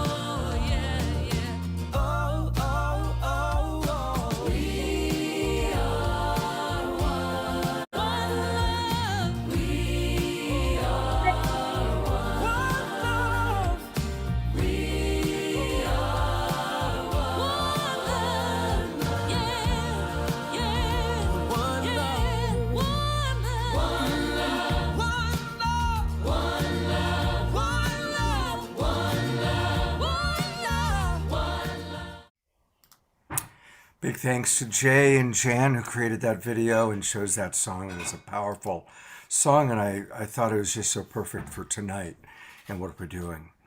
I want to really invite everybody to make sure you join us again tomorrow morning. Don't worry, we've still got a lot of show left, but now that it's the Global Peace Tribe announcements, I get to make the announcements, and one of them is to make sure you join us tomorrow morning for our Sacred Sunday show. Again, The Awakening World is always 3 shows over the course of the weekend, a Friday night, a Saturday night, and a Sunday morning. And tomorrow, Robin has invited some wonderful guests. She invited Dan Lalia, who I've experienced Dan Lalia's visualizations, and they're very, very powerful, very extraordinary.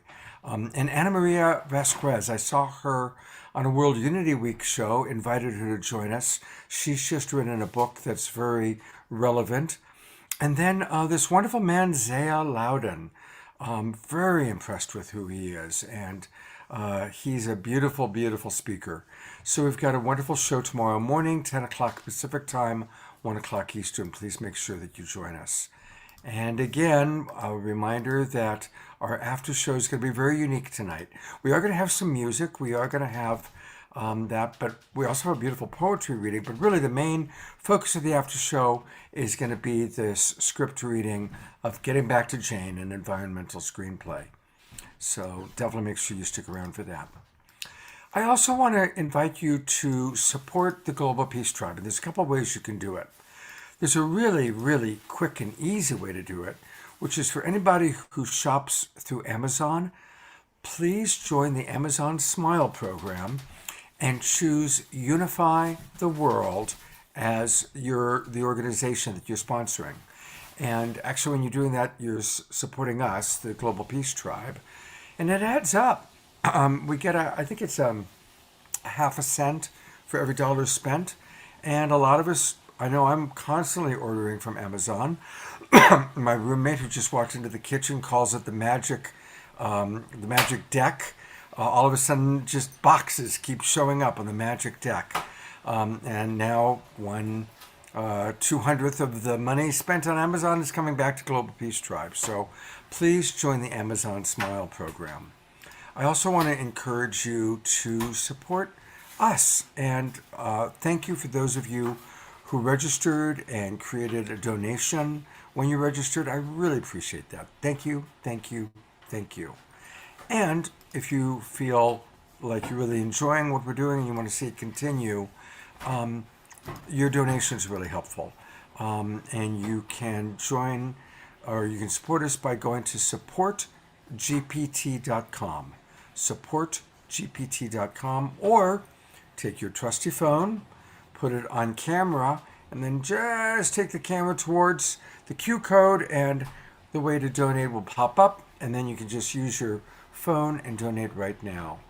And I really appreciate people's donations. It means a lot to us, and to be honest, we need it. We need more support Right now, it's pretty much me and Debbie Johnston keeping everything moving, having the Awakening World come to you. We do support a lot of artists, and it's really important to get your support. So thank you very much for that. All right. So I also want to thank one more time, where is she? Where's Robin? I want to bring Robin on for a minute. Where are you, Robin? Ah, there you are. You had your camera off. Thank you again. Let's all take a moment to twinkle Robin. She is who invited most of the guests that you've seen, and she's done a really, really wonderful job. So thank you very, very, very much, Robin, for everything you've done tonight. And anything you'd like to add before we go into kind of our final prayer with grandmother? I just want to add that the feeling tonight is one of great hope. And I know all of us will go out and embrace the earth and, draw in all its gifts and in the moment. And that's sort of what the screenplay's about later. So I hope you all stay. It's going to be really fun, the after show. So thank you. Beautiful. All right. Well, thank you, Robin. And we're in the home stretch of the main show. So Grandmother Flor de Mayo is one of our most sacred elders. She's been on our show a few times now, and I had the honor of doing a pre-show or a pre-record with her, and we'd asked her if she would do a prayer for Earth Day. And it was one of those things, I was getting my car serviced an hour and a half away, and I'm driving like mad to get home just in time for my pre-record with Grandmother. It was scheduled for 2 p.m. and I literally walked through my door at 5 minutes till 2 o'clock. Got to my computer right here just in time to pre-record with her. And she said, "Scott, Spirit told me I want you to pray with me." And I was like, "Really?" And she said, "Yes, I want you to pray with me." So I start the prayer. She asked me to start it, and then she completes it. It wasn't what I had imagined, so bear with my part of it. And her prayer is very powerful. And so let's take what we've heard from Brooke Medicine Eagle, the music from Tatiana and Destiny, the powerful message from Claire and John, and at the beginning, our Pacha Video people. And let's integrate that as we really drop into this prayer.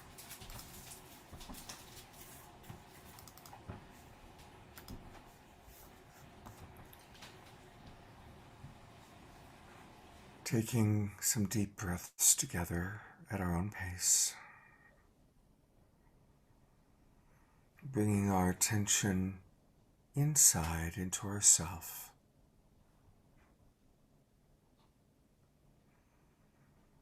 And with every breath, gratitude for breath, gratitude for life.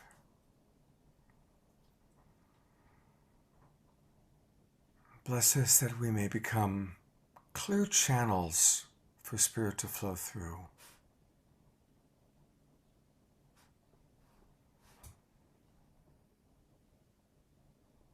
We give thanks for this opportunity to commune together. I am honored to pray with Grandmother. And may we all open our hearts, open our minds, and as the breath of life comes through,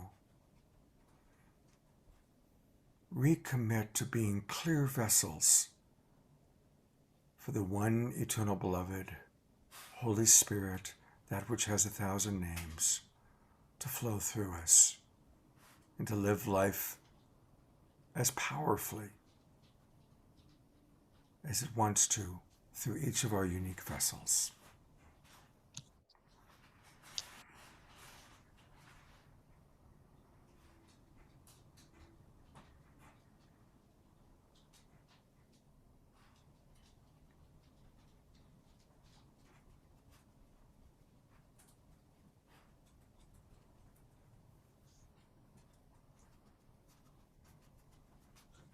Beloved Creator, beloved Beauty,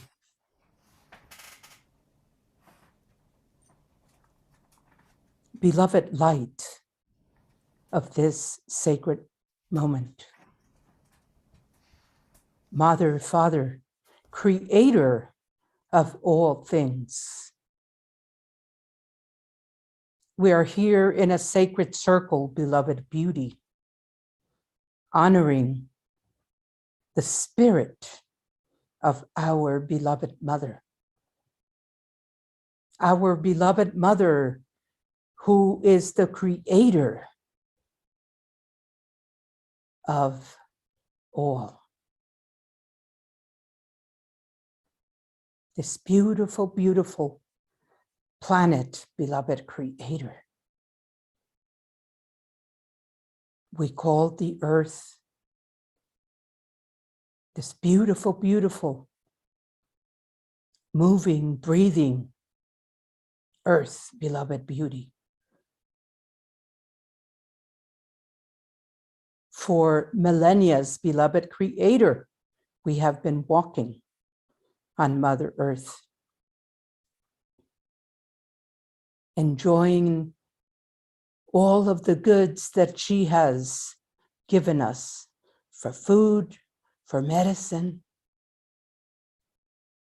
the richness of all of the beautiful greenery, beloved creator. We have made journeys for eons around the globe. All of us, each and every one of us, have moved about throughout the earth.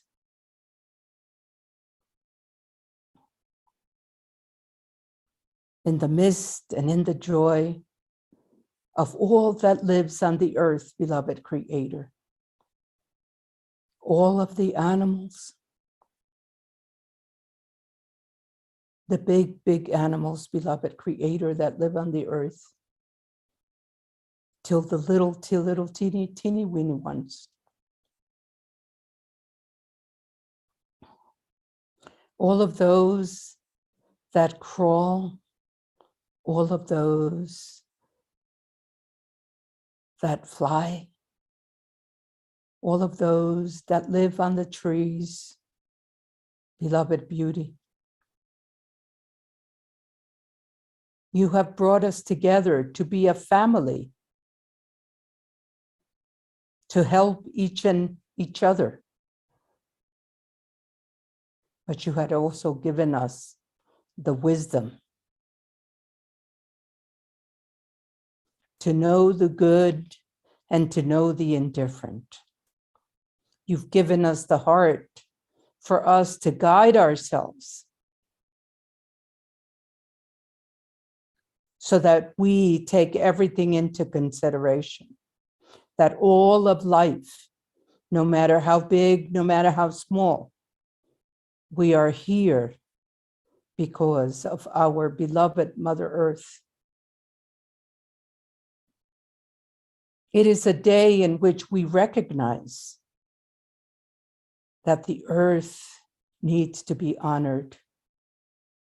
Beloved beauty, I ask of you, why isn't it that we celebrate every day of our lives to give gratitude for our lives, all that exists on the earth, our food, our medicine, our breath, our sacred breath, the sacred waters, beloved beauty, the spirit of the fire, the sun shining upon us, beloved creator. Remind us that we should honor and celebrate each and every day should be Earth Day. This is the beauty that we should honor. To do ceremony, to do gratitude, do prayers, and to be in pure joy of all of the beauty that is around us, to remind ourselves not to be destructive, to remind ourselves that in a lifetime, we cannot destroy the earth. Not only the earth, but all of life, the air, the water. Beloved Creator, touch us, open our hearts, expand our hearts, beloved beauty, so that we can come together in a circle of prayer each and every day and each and every night, and do the best that we can to preserve. We have a chance at this very moment to make it possible for the future generations.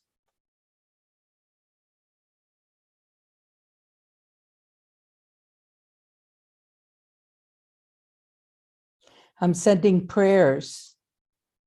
I'm planting a seed in everyone's heart that the destruction has to stop.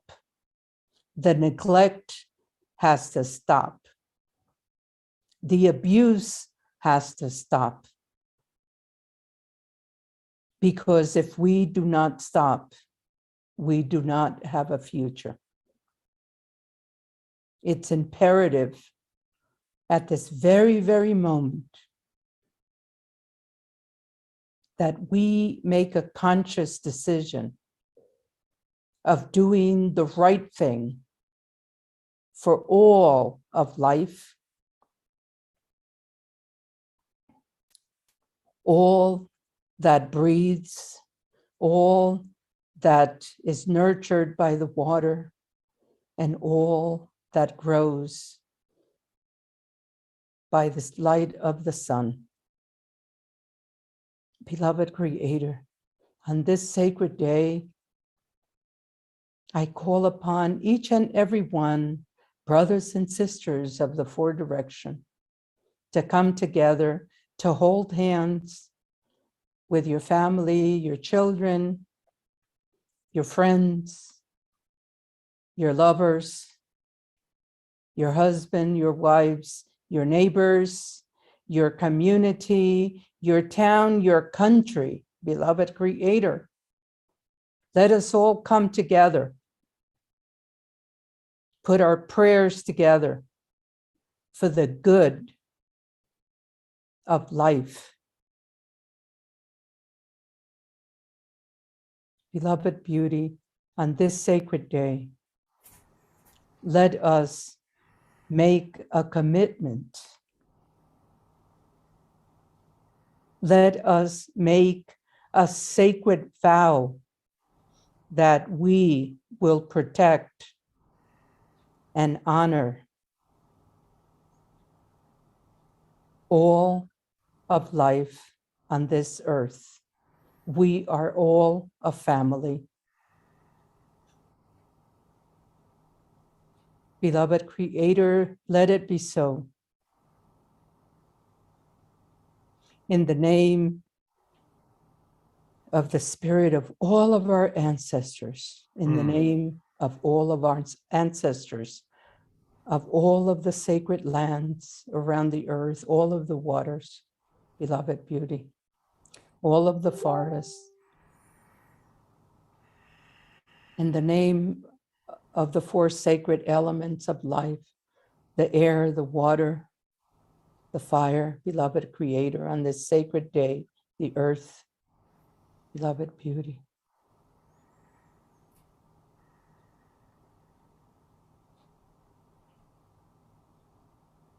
In the name of all of the beauty around us, in the name of the great mystery, beloved Creator, I thank you.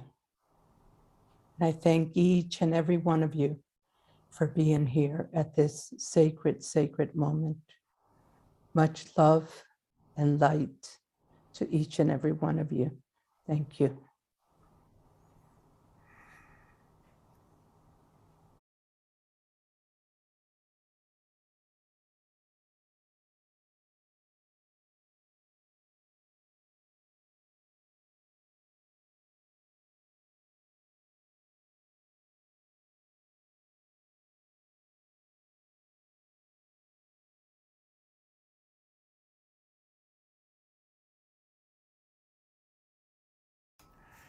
I'd like to encourage everyone to go to Grandmother Flora DeMaio's her website, and definitely please put in your name and how to contact you, so that you can stay in touch with what she's doing. And what she's doing is always so important. So please do that. And her website is grandmotherflordemaio.com. Grandmotherflordemaio.com. Debbie, I know, has put that into the chat box for all of you. We kind of take all this incredible, passionate information that we've heard, this beautiful music that we've heard from people of all ages tonight. And there's something else that Robin found that's kind of fun. Robin, I'm going to bring you on. Do you want to talk a little bit about the Bird Talker video? Would you like to introduce that? I just unmuted. Hi. Yeah. It's just actually a discovery that a friend sent me and just said, I think you'll love this video. And then I said, Scott has to see this video. And that's about it. It just kind of blew us both away, and let's see it. Enjoy. Okay, great. Here we go.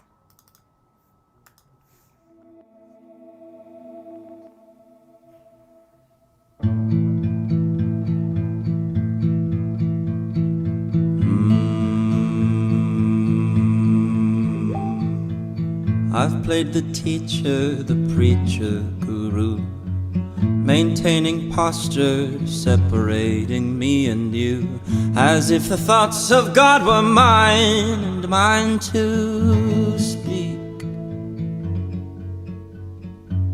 I've listened with an agenda so I could prove all of the shit I believe to be true, just to hide the fear of being weak. Burn the scorecards, balance out the scales.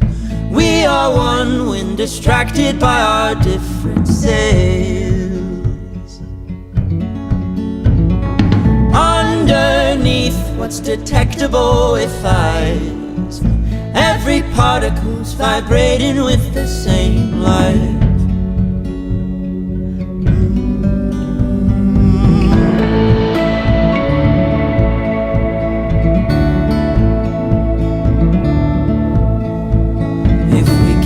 Running around deciding who's right and wrong, and tell me, where are we headed? How can we all belong when all our logic is colliding and it's constantly dividing me from you? So damn those eager protestations on your tongue. Shut your brain up long enough to hear the lowly hum. Underneath what's detectable with eyes, every particle's vibrating with the one life.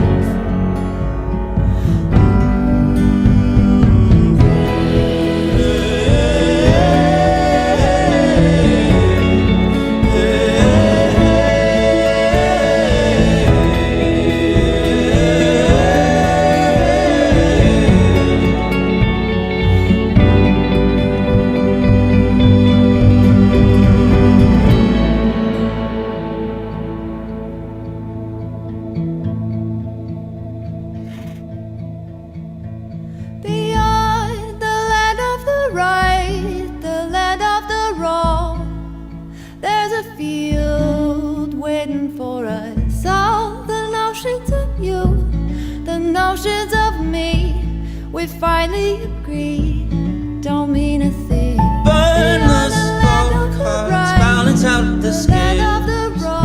We are one when distracted by our different sails. Damn those eager protestations on your tongue. Shut your brain up long enough to hear the lowly hum.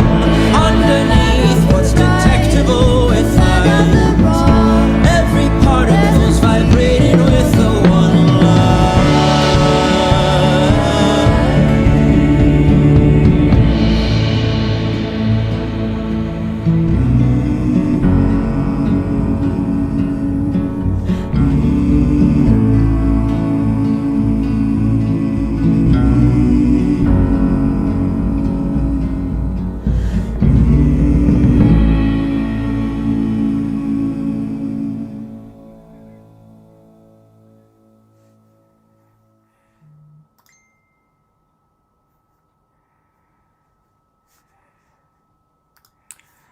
It's a really great video. That's really, really powerful. Thank you, Robin, for finding it. Thank you so much. All right, amazing. We're bringing it in right on time. We're going to be done pretty close to 8:30 for the after show. And we're going to close with going back to Hawaii and back to our beloved Destiny Love. Destiny, thank you for being with us tonight. What a night, Such huh? an honor. Wow. So potent. I'm so grateful. So grateful to receive and to be able to give my gifts of prayer and song to the earth and to spirit. Thank you. Well, I'm grateful that you're going to conclude our main show, so take it away.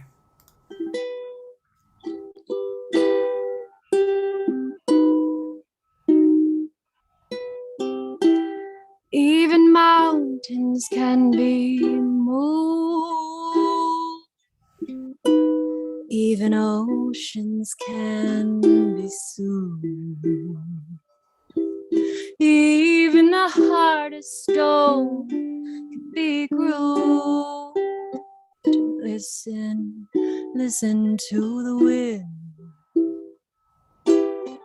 Listen carries magic information. Now listen to the wind on your skin.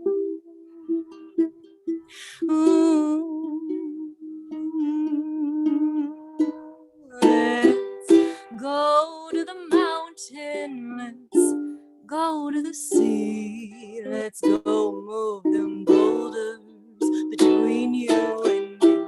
Let's go. Let's go. Let's go. Let's go. Let's go. Let's go. Let's go. Let's go. Let's go. Let's go. Let's go. Let's go. Let's go. Yeah.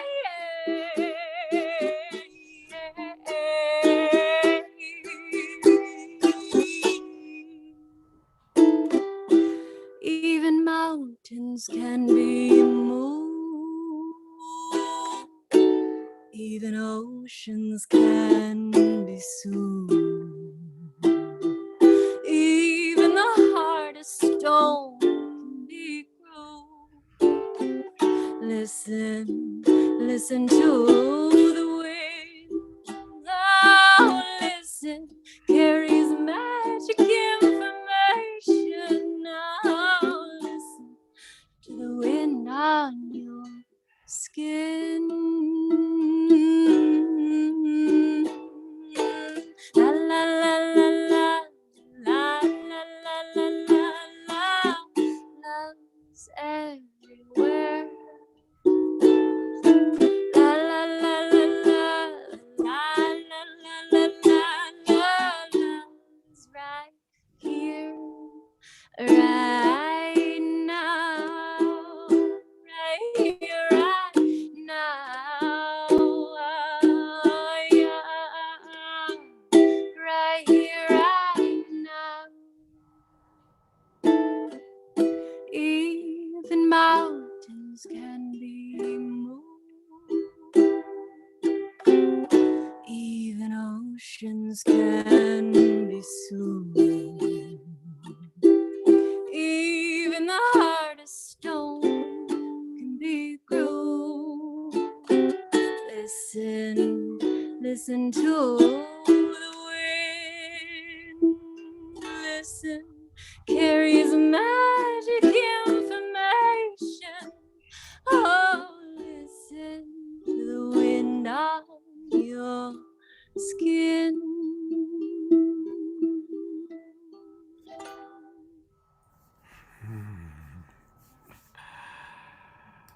Oh, beloved Destiny. I'm going to go to gallery view so we can see everybody twinkling you there for a moment. Thank Beautiful. you. Thank you so much. Yeah, may we remember all of the elemental support all around us, and that we're not alone in this journey. All it takes is that every day we have to show up at our altar, at our earth altar, giving thanks, touching the tree, touching the ground, dedicating our entire prayer to all my relations. I show up here every day to honor each element for not only myself and my marriage and my family, my tiny little microcosm. May I be kind here. And may that ripple out. And may we know that these simple things are so impactful.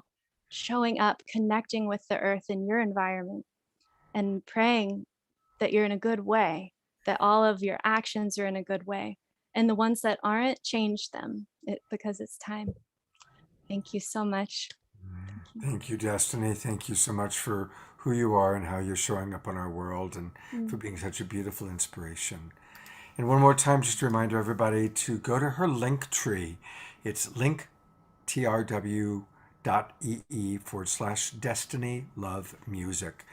And imagine how wonderful it would be to take voice healing work with her, with her passionate understanding of humanity, to embody your voice. So definitely, if you're interested, you can, of course, listen to some of her beautiful, beautiful music here. But you could also talk to her about getting private coaching from Destiny. And so I think that's a beautiful offering that you provide among so many things, Destiny. And give Andrew, I love you so much. thank Andrew for taking care of the kiddos so you could be with us tonight. And big love to you, and a big love to Andrew and the family. Thank you so much for hosting this, Scott. And wow, what a powerful ripple this is having. Thank you. Love you. Love you too. Talk to you soon. Well, that is our main show for the night. Again, please, everybody, stick around. I'm going to stop the recording of this and start the recording of the after show. There we go. And we have a really unique and incredible after show tonight. I'm really happy to introduce the author of Getting Back to Jane. And go ahead and share whatever you want to share, Robin, and then when you're ready, I'll play the video. Well, just thank you for hosting this and this amazing weekend, this Earth weekend, as everyone's saying, it's really going to have a ripple effect. So I'm Robin Streichler, and happy to be a part of this whole evening, and especially so excited about this inaugural presentation of the Awakening World Players. And we just made that up because we're starting new things all the time. We're just generating novel, new, beautiful things. So now we have the Awakening World Players, and they'll be sharing some scenes from my new climate disaster apocalyptic rom-com feature screenplay, Getting Back to Jane. And I wrote that specifically to address the need for positive visions in our mainstream entertainment. So even though it sounds like it's an apocalyptic rom-com, it's unlike the usual hopeless and dystopian stories. This script offers a surprisingly positive vision for our future. And it explores our material mind lead character, Jackie's self-discoveries as she attempts an against all odds journey in a world whose only hope for survival is to place love, compassion, and cooperation above all. And the line that summarizes the screenplay is called a log line. So the summary line for this screenplay is, when a catastrophic event threatens Earth, a workaholic lawyer embarks on an against all odds journey to return to her beloved, to repair their relationship, and maybe even the world in the process. So we're gonna roll the recording we made of the reading. We have some actors here, so stay tuned. Scott and the actors and myself will have a discussion about bringing positive vision to mainstream entertainment after the reading. So stick around and enjoy. We're gonna introduce our players today, and we'll spotlight each of them as we introduce them. Our lead character, Jackie Roberts, will be played by Laura Coyle, and her beloved Jane Zarelli is played by Karis Morgan Moyer. Scott Katamas will be our scene directions reader. The rest of the cast will be playing multiple roles, so I'll name the role they first appear in. Harry Zarelli will be played by Bill Hoverston. Catherine Woodward Thomas will play Lorraine Zarelli. Victor Dickerson is news anchor Dan Dansky. Jen Kaplan is reporter Suzanne Ramirez. Sarah Sullivan will play Claire Humphrey. Jessica Yip, who plays our narrator, also plays national television news anchor Madeline Chu. What if you found yourself 5,000 miles away from the love of your life, and just as you're determined to race back to her to repair a terrible rift in your relationship, a global disaster strikes, knocking out all normal means of communication and transportation? Let's get a glimpse into Jackie's story and how things led up to this very predicament. Our story begins in Boston, a few weeks before the following scene, when Jackie finds herself in an impossible situation. Just a few weeks before Jackie's wedding to her beloved Jane, Jackie's boss pressures Jackie into believing that the only way to save their struggling law firm is for her to travel across the country to handle a major pharmaceutical company merger, which unfortunately occurs on the same day as her wedding. In this scene, a mere week before the wedding, Jackie still hasn't told Jane and her parents about the business trip. Scott. Interior of Jane's parents' beach Scott, you're home, gonna have to stop. Pine We Island, don't, Scott. Maine. It's Scott, the morning. Scott, we And it's don't. the weekend before the wedding. Jackie Scott, and we Jane don't see sit anything. in silence Scott. in Jane's parents. We don't see anything. Well, that's strange. Do you want to try doing it from the internet? Well, no, I mean, I'm playing the. Yeah. So just There's hold on, nothing everybody. on, Scott, since you switched to sharing screen. There's been Yeah. no Robin's introduction, nothing, just a black screen. Yeah. So let's. Okay, hold on a second. Let me just go back and Yeah, we'll figure this. Bear with us. This is how it goes with new productions. So please bear with us. We're going to get this on with video, and we have Jeffrey here who is our tech director, and I don't know if he's on, but maybe he can help. And Jeffrey might be able to share it. There we go. And we're going to introduce our players today, and we'll spotlight each of them as we introduce them. Our lead character, Jackie Roberts, will be played by Laura Coyle, and her beloved Jane Zarelli is played by Karis Morgan Moyer. Scott Katamas will be our scene directions reader. The rest of the cast will be playing multiple roles, so I'll name the role they first appear in. Harry Zarelli will be played by Bill Hoverston. Catherine Woodward Thomas will play Lorraine Zarelli. Victor Dickerson is news anchor Dan Dansky. Jen Kaplan is reporter Suzanne Ramirez. Sarah Sullivan will play Claire Humphrey. Jessica Yip, who plays our narrator, also plays national television news anchor Madeline Chu. What if you found yourself 5,000 miles away from the love of your life, and just as you're determined to race back to her to repair a terrible rift in your relationship, a global disaster strikes, knocking out all normal means of communication and transportation? Let's get a glimpse into Jackie's story and how things led up to this very predicament.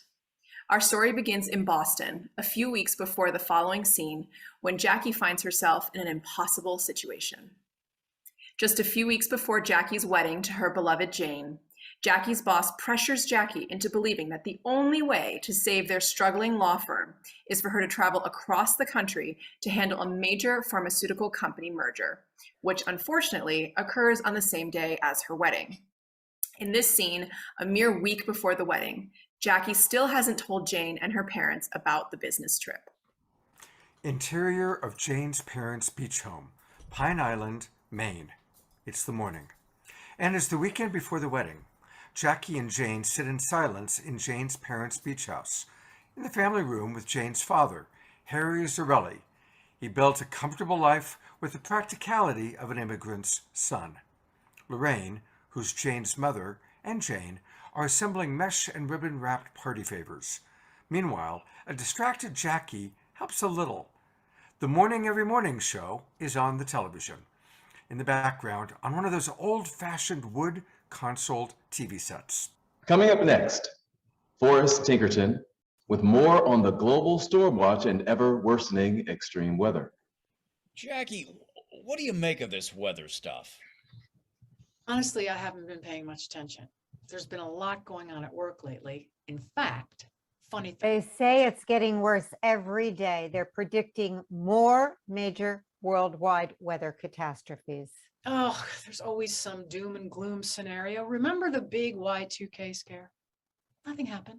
Or that end of the world Mayan calendar thing, December 2012. Come on.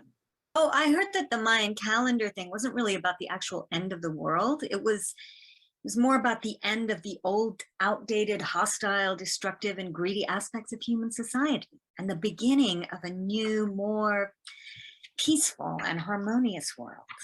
You know, like the age of Aquarius.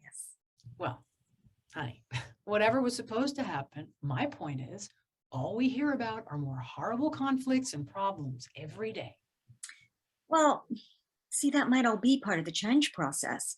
My yoga instructor said that positive things really have been happening since 2012, but you just can't tell because sometimes things look worse right before they actually get better. Like when you start to clean out the garage. Yeah, well, it seems like the same nose to the grindstone, dog-eat-dog world to me. Why so negative? Actually, speaking of the grindstone, I need to tell you guys. I want to hear this. And now to Forrest Tinkerton with a breaking weather report. Tell us what, Jackie? Shh, Lorraine. But first, Madeline Chu with an update on the World Leaders Summit in Reykjavik, Iceland. I wanted to hear the weather. They said up next, weather. Why do they do that if it isn't next? Thanks, Dan. World leaders called an impromptu emergency summit in response to the recent tsunamis, which caused 2 nuclear power plant disasters, endangering and displacing hundreds and thousands of people. Many countries are demanding an immediate commitment to a nuclear-free world and safe, renewable energy to tackle the worsening climate crisis. We'll now go to Suzanne Ramirez, reporting live from Reykjavik, Iceland. Suzanne? Suzanne Ramirez is outside with protesters behind her. They're yelling and waving signs like, "Stop poisoning our planet! Safe renewable energy now! No more fossil fuels! Nuclear-free world!" Meanwhile, riot control squads are standing ready in the background. Madeline, these catastrophic nuclear plant disasters and the problems with security threats, radioactive waste, and uranium mining are pushing protesters and many world leaders to call for a global commitment to truly clean, safe energy sources. Gas and nuclear industry supporting superpowers are at odds with countries wanting the complete phase out of nuclear and fossil fuels. This is certainly one of the more heated world leader summits we've seen. Thank you, Suzanne. Heated. Global warming. Get it? Madeline glares at Dan, tired of his puerile jokes. Well, that wasn't the weather report. Can we talk now, Harry? And now, after a break, updates on the escalating war in Levakistan. Yeah, go ahead. They are never going to get to it. So, you have something to tell us, Jackie. Well, What's I your might get a promotion. What? Speak up. I just might be the first non-Gilson partner at Gilson & Gilson. Congratulations, Jackie. We are so happy for you. This calls for a drink. Hey, Lorraine, fix us something. Brandy, scotch, wine? Nothing for me, Mom. Dad, it's still morning. Scotch, please. You know, it's all still kind of up in the air right now. I mean, I probably shouldn't even have said anything. Not said anything? Why, this makes all the difference in the world. I wasn't sure about you, but now I can rest easy knowing that my little girl will be taken care of.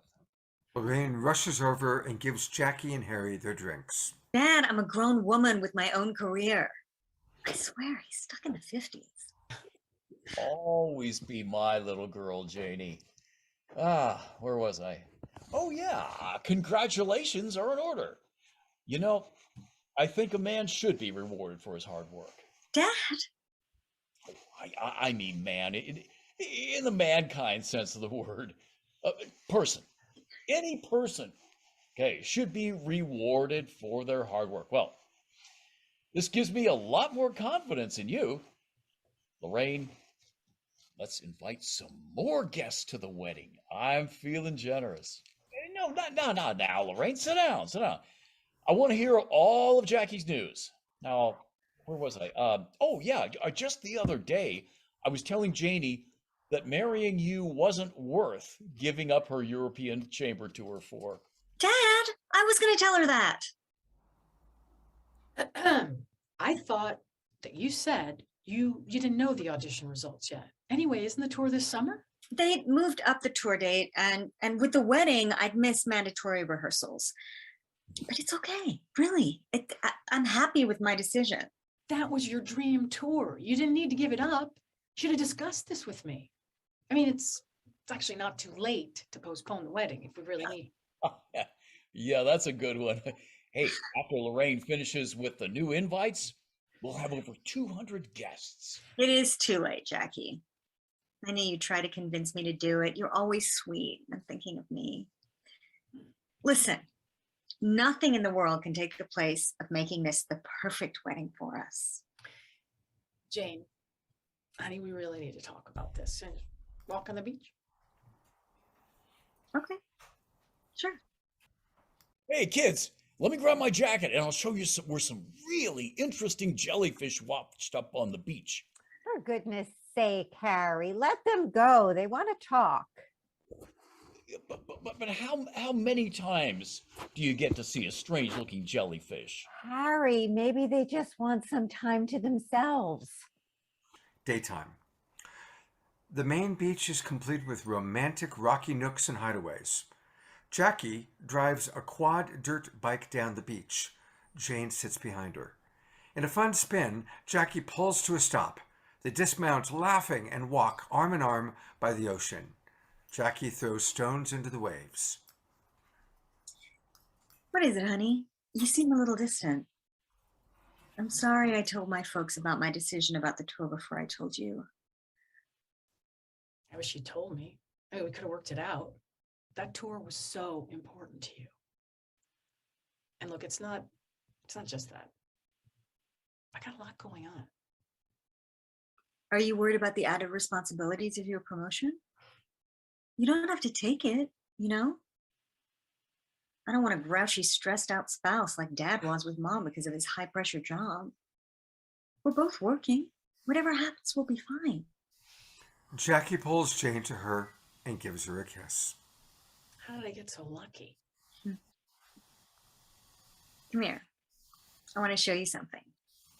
She takes Jackie's hand and leads her up a natural craggy rock path. Jackie stops at a small portion of the trail which narrows and is bordered by a sheer 30-foot drop into the ocean. No guardrail. What is it? Come on. What I want to show you is only about 25 feet that way. It's okay. I've made it up this trail hundreds of times. You're not afraid of heights, are you? Jackie pulls Jane back to the trailhead. No. What's me afraid of a narrow little cliff trail like this that a person could easily slip off and plummet to their death? No, I just, I think I might have pulled a hamstring at the gym. You're afraid of heights. How did I not know that? No, I'm not. I'm just not crazy about the idea of falling from heights. Come on, I'll show you another way, scaredy cat. Jane takes Jackie's hand and guides her back to the water's edge.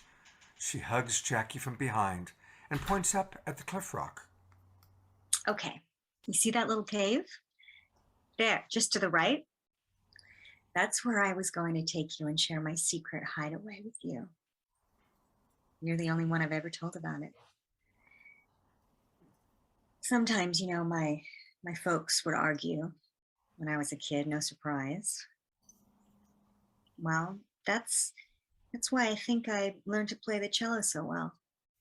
Because I'd come out and sit right up there on my special smooth rock with my cello and play to the ocean. The waves always applauded. You climbed along that cliff with your cello? Easy. Hey, look, some seals. Let's wade out closer to them. Jane kicks off her shoes and rolls up her pants, pulls Jackie to the water, but Jackie resists. Come on, kick off your shoes. Let's be like those seals, just living in the moment. Just eat and play and sleep. Jackie pulls Jane away from the water, gives her a gentle kiss, and looks into her eyes. Look, I wish life was that simple, but I have something to tell you that's kind of difficult. Okay, what? Well, it's something I have to do related to my job. Just tell me. Okay, well, C. Gilson is having some heart episodes, so it's too dangerous for her to travel to the big pharmaceutical merger in Hawaii. So she needs me to go. Well, that's great. We could do some of our honeymoon in Hawaii. The meeting is next weekend. Our wedding weekend? Well, you can change the meeting date, right? Can't someone else go? Please understand. It needs to be me at the meeting. I told you I don't need you to be a firm partner, Jackie. That's what this is all about. I tried to get out of it. Jackie. There was no way out. It all happened so fast. How could you do this? Jane runs in the direction of the quad bike, but Jackie catches up with her. Wait, Jane. Our wedding meant so little to you that you didn't even discuss it with me? You're just telling me now? Listen, you didn't tell me about the tour. And look. I was thinking of our future. You were thinking of your future. For I know you've us. always wanted to make partner. Us. Maybe you should have considered that I might want a future with someone who is mature enough to include me in important life decisions.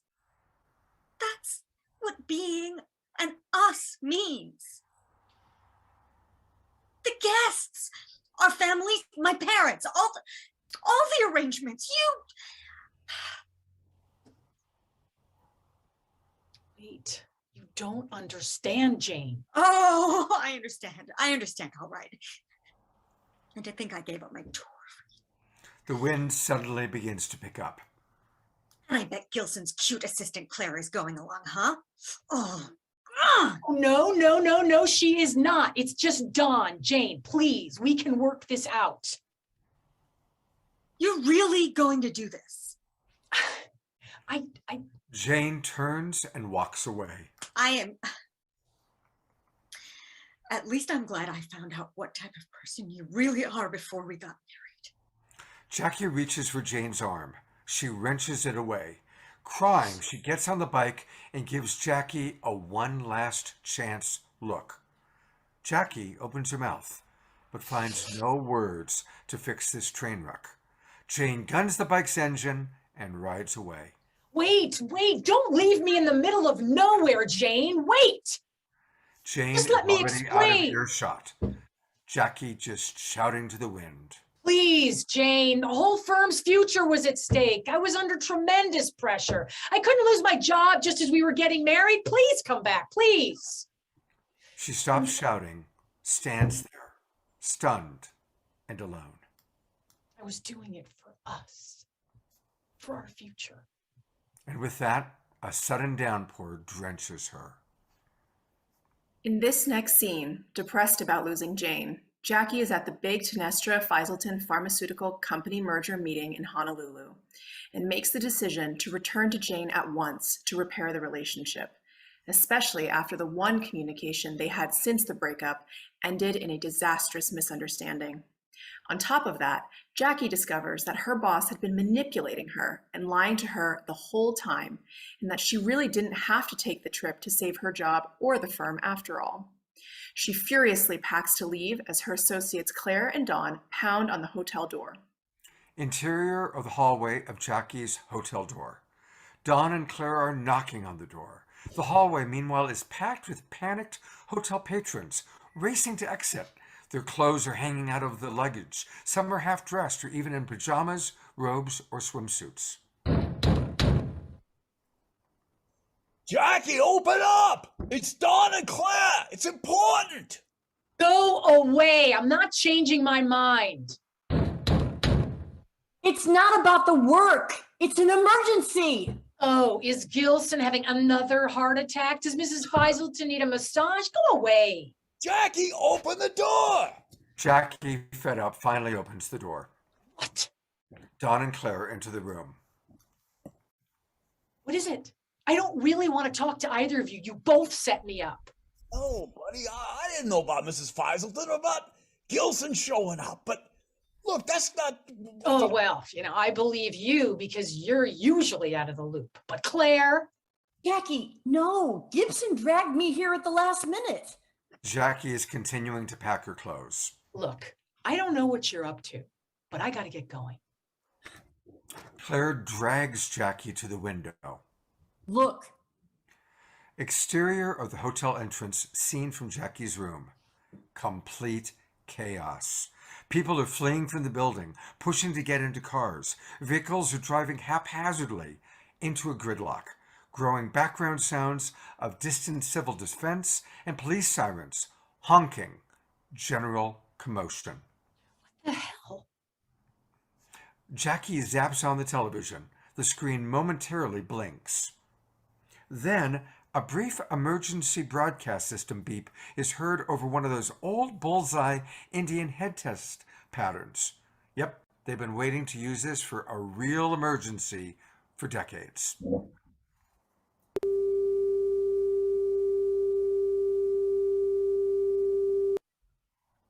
This is not a test of the emergency broadcast system. I repeat, this is not a test.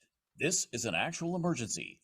Please stay tuned to this station for breaking updates and further instructions. Dan Dansky at the news desk appears on the television screen. This is Dan Dansky reporting for the emergency broadcast system. Fortunately, EBS's antiquated emergency broadcast technology can continue to bring you breaking news while all modern systems are down. See, the oldie but goodie holds true even in this emergency. All networks will merge with EBS to bring you 24-hour coverage. My co-anchor, Madeline Chu, and top reporters from around the globe will be here with continuing coverage of all the breaking news on the end of the world crisis. Here's our very own meteorologist, Forrest Tinkerton, to further explain the crisis. Forrest Tinkerton, a national network meteorologist with a flair for the dramatic, gestures towards an animated graphic of the massive solar flare shooting out toward the Earth from the sun's surface. The exponentially growing solar flare will continue to pierce through our climate crisis compromised atmosphere that no longer can protect us from this type of phenomenon. In the next few days, we'll see increasingly severe weather disaster.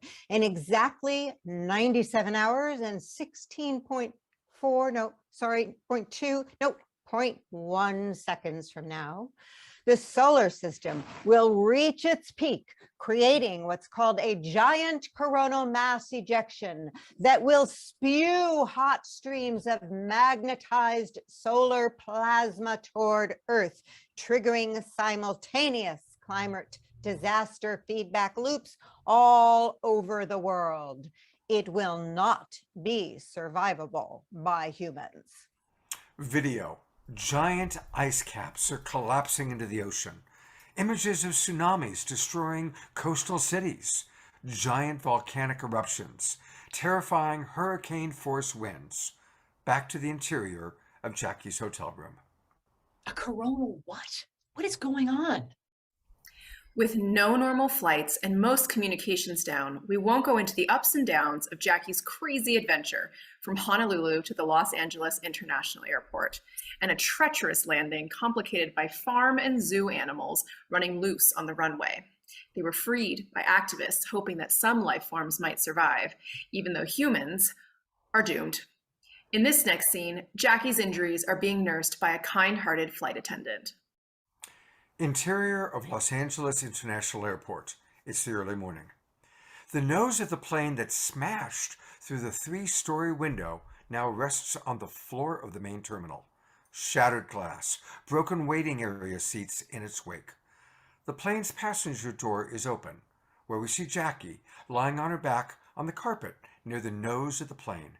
There's a small airplane pillow beneath her head and a dark blue airplane blanket over her. She begins to awaken. Her vision blurred, she blinks up at a drag queen flight attendant in her flight attendant uniform, cocktail in hand, hovering over her. She is no RuPaul. Honey, we were worried about you. You've been out all night. Jackie is dazed and disoriented. As the flight attendant's face comes into focus, Jackie snaps to and props herself up on her elbows, touching some minor bruises and cuts on her forehead. Says, I can't afford to lose a whole night. I've got to get to the East Coast. Oh my God. That leaves only 78 hours, 52 minutes, and 0.3 seconds left to get back to her. Whack, whack. Ducks, goats, and other farm animals wandering through the terminal behind them. I need a flight to the East Coast. Jet fuel's scarce now. You're lucky you made it this far. Oh God, what am I gonna do?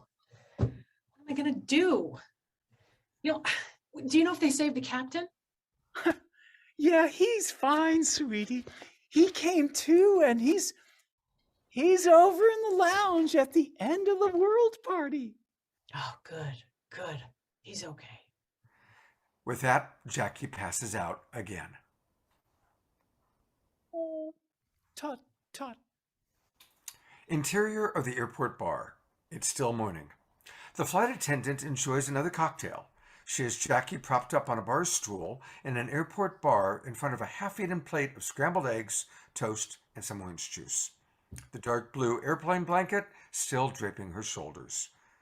There are stranded crew and passengers all enjoying the end of the world party in the lounge behind them. We also see a cow, an ostrich, and various animals walking among them. I can't believe I slept through 12 precious hours. You need a drink. Our flight attendant taps the bar in front of Jackie, and a partier behind the bar happily pours some vodka into the orange juice. Jackie takes a sip and looks up at the TV screen. This is the EBS Morning Show Western Edition. First, we want to take a moment to thank our skeleton production team. We've sent all non-essential staff home to spend these last days with their families. It's apparent that Madeline had to do her own hair and makeup. I was hoping the hair and makeup department would have been considered essential. In other news, there have been over 215,956 cigarette-related smoking deaths since January of this year. Oh, what the hell? He lights a cigarette and takes a most satisfying puff.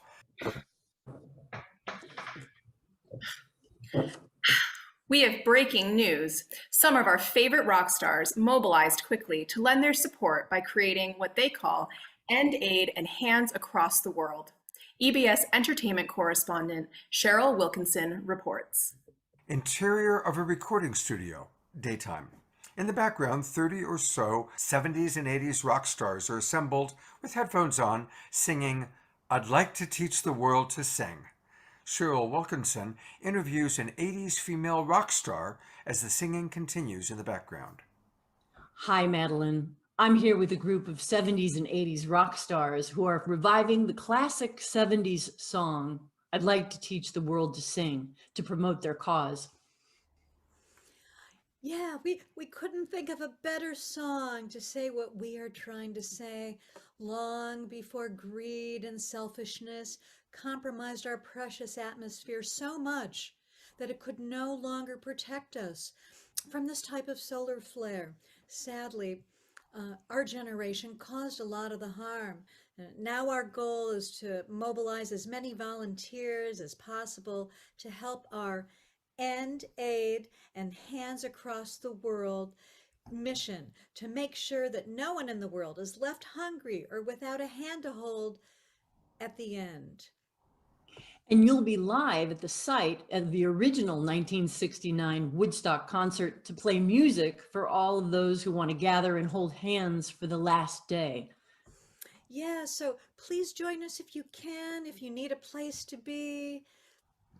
Also, I hear that military and private citizens around the world are helping you distribute the food. Yes, you see, there is and always has been enough food for everyone, but it's been held back for economic reasons. If we could, we'd follow up and help all of these communities to sustainably produce their own food, but at this dire hour, this is the best we can do to offer support. Look, if 70s and 80s rock stars can mobilize a global movement in less than 20 hours, I can make my way back to Jane in exactly 76 hours and 43 minutes, 26.8, no, 0.3 seconds.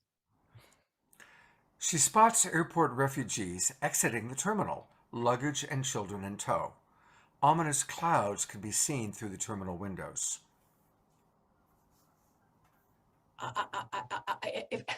Listen, if I have to go on foot like those people, then I will, until I find a way back east. I don't know. It's getting worse out there by the minute. I have to try. Oh, and thanks for watching over me and, and for keeping an eye on the captain. The flight attendant glances towards the captain, who's partying in the back lounge. Well, that captain's a looker. No problem there. Okay. You take good care of yourself, okay? Oh, you too, honey. You too. I'll hold you in my thoughts that you make it back to your love. We see dozens of bobbing horsehead oil pump jacks peppering the hills surrounding the road from the airport that goes to Los Angeles' urban centers.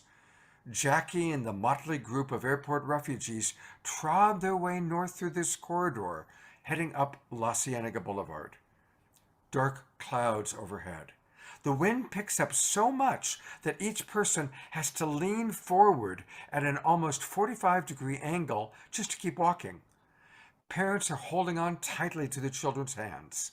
The group is pelted by large hail balls as small, vicious mini tornadoes begin to form. Take cover! Luggage is ripped right out of some people's hands. The group scatters in search of low spots near the road's shoulder to crouch down in to find some brush or a pole to hang on to. Meanwhile, the tornadoes topple electrical wire poles, tearing off some of the bobbing oil pump jack horse heads and beams. As some pumps are ripped apart, pieces are flung into the air, oil spurting into the sky. Jackie, in the middle of the road, is next to a toddler who's been blown out of her frightened mother's grip. A broken pump jack horsehead comes flying toward the child. My baby! Jackie grabs the toddler. Holding her safely like a touchdown football, she dives toward the road's shoulder, grabbing onto a wad of tall grass as the mini tornadoes pass over them. The wind dies down. Covered in dirt and oil, Jackie stands and triumphantly lifts the toddler. Toddler over here. She's okay. The mother races over, pulling her child to her and hugging Jackie. Oh my God, thank you, thank you. Jackie and the mother look behind them to the south, hearing what sounds like a gospel-style choir.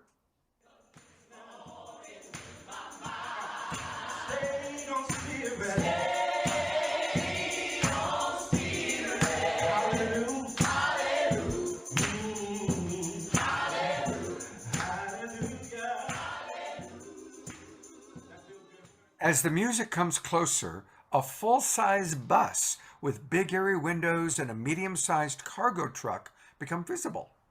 The vehicles are painted in a beautiful royal blue with a bold professional graphic of a sweeping golden shooting star over the words Spirit's Way Life Center.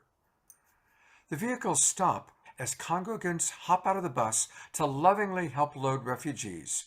Reverend M and Reverend K come to the aid of Jackie and the mother and the toddler.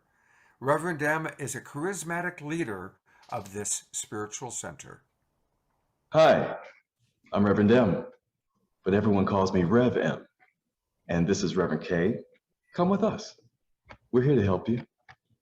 Reverend K dabs a small cut on the toddler's face and begins to lead the mother and toddler to the bus. The mother turns to Jackie, hugging her once more. Again, I can't thank you enough for saving my baby. What's your name? Jackie. Thank you, Jackie. You were a real hero out there. Yeah, well, that thing was coming at us and I just did what I had to do. Believe me, I'm no hero. So, where's your group going? We're traveling the country to offer help and compassion where it is needed and to heal the earth where humans have disrespected and harmed it.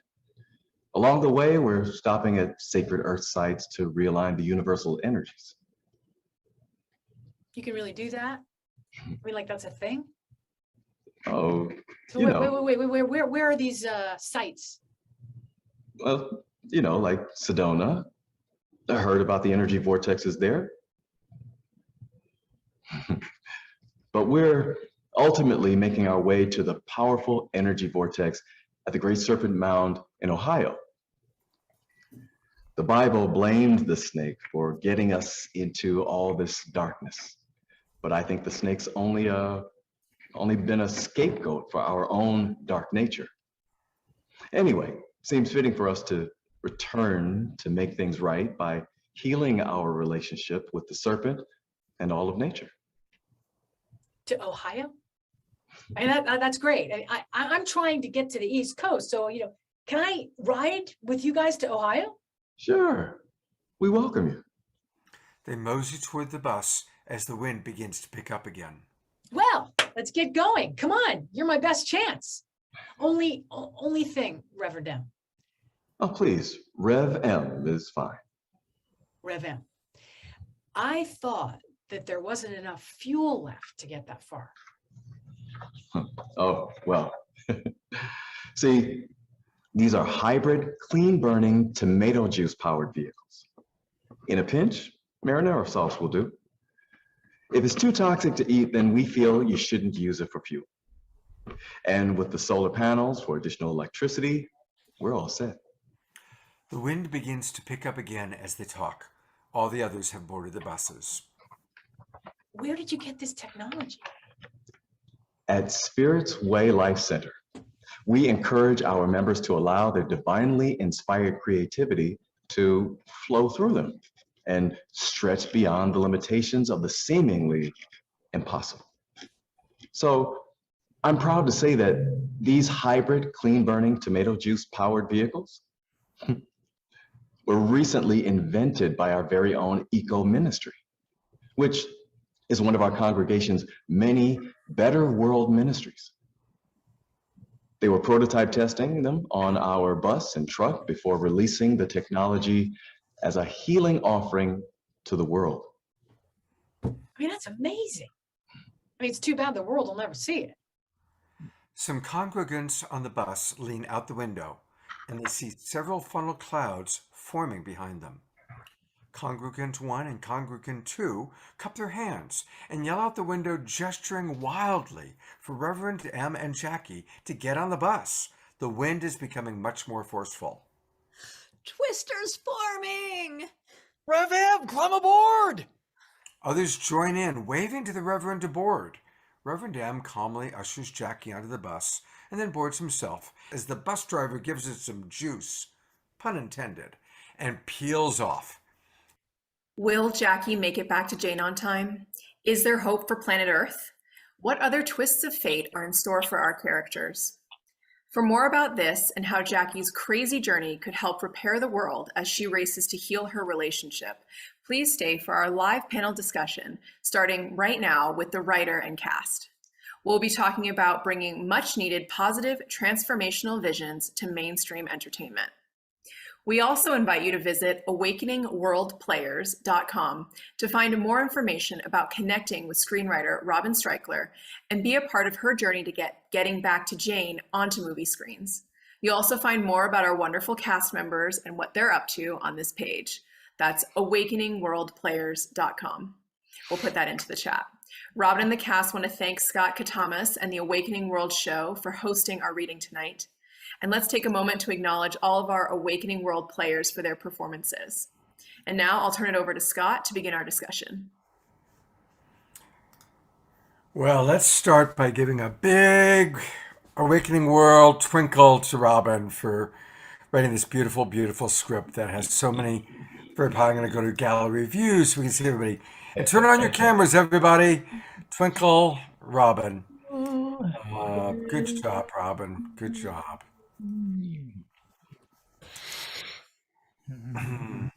And what a good, I'm going to keep it on gallery view just because it's so many interesting people. And Robin, I know you want to maybe acknowledge Jeffrey because Jeffrey did a good job doing all the editing here. Absolutely, absolutely. Thank you, Jeffrey. Can we spotlight him? Absolutely, I'll pin him. So There we that go. everyone can see Jeffrey. Jeffrey's a good friend of mine. We worked together many times, and we really had a great time going back and forth and back and forth. As they say in film, the story is really written in the editing room. So after we had taped this with all of you, I don't know how much we cut, maybe 20 minutes or so, but we had to pick the best of the best and make it flow like it did. So it is a process, and Jeffrey and I had fun doing it, and he did some hard work. So, I want to thank everyone. We have Laura Coyle here. Maybe we can maybe spotlight some of the cast. Sure. We have Laura Coyle. We have Karis Morgan Moyer, and we have Bill, who's our chameleon. So these Laura and Karis are the leads. And then Bill was our chameleon and did many, many parts, as you saw. And thank you. I see in chat, I'm getting some applause. I'm grateful for the audience. And I see most of you stayed, which is a really big compliment to all of us. So we're going to talk about a little, well, I want to tell you, we're going to have this discussion, and then Karis is going to read us one of the most beautiful Earth love poems I've ever heard. So please stay with us. I know it's getting late for some of you, but it's going to be worth it. And then I think we have some music later too. So so right now we're going to open up. Scott can join us. Jeffrey can join. And actually we can all have this discussion. Everyone who's in the interior Zoom room. We're going to talk about, so it could be gallery for all of us. We're going to talk about what this was to me, and what we're all hoping, I guess, to see, and our different views. And please add to our discussion in the chat.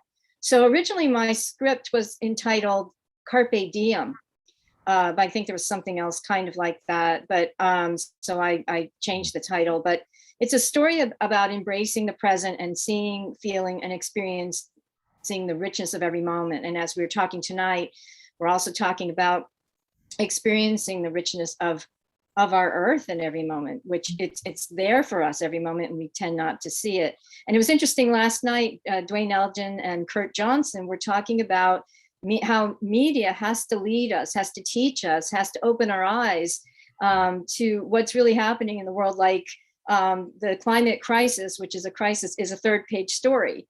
in the news, and it has to be like an everyday story, like any other crisis is an everyday story. So they were talking about the media, and I'm talking it from an entertainment standpoint.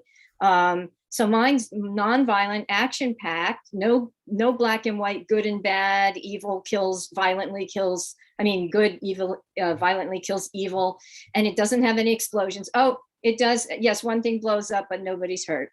Sorry about that. Had to put in a something blowing up. But that's to get the mainstream audience, because I want to bring more of my work to mainstream audiences.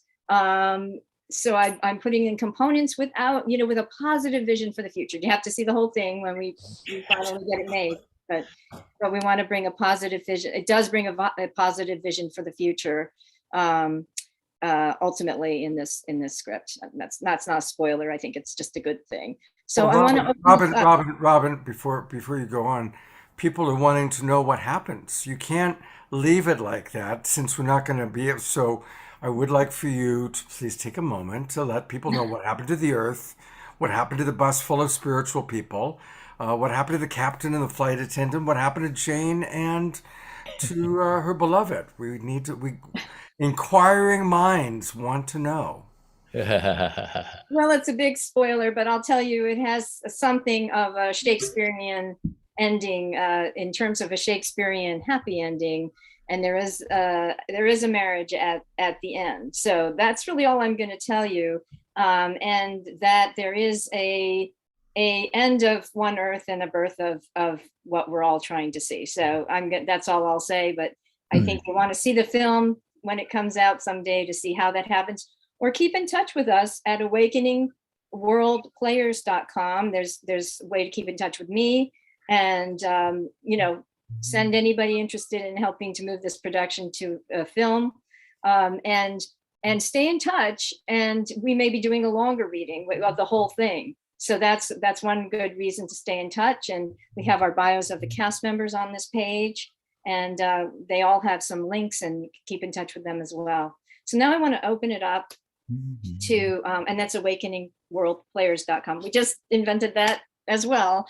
So for future things. So let's go to anybody who has a comment, anybody in our Zoom room here, and you can write chat, a chat on how what we see is this. I just thought, like, no wonder we have the world we have, because we're raised on video games and movies. The most popular ones are the Marvel movies, where it's just simply a good, violently murdering evil. So, let's start there.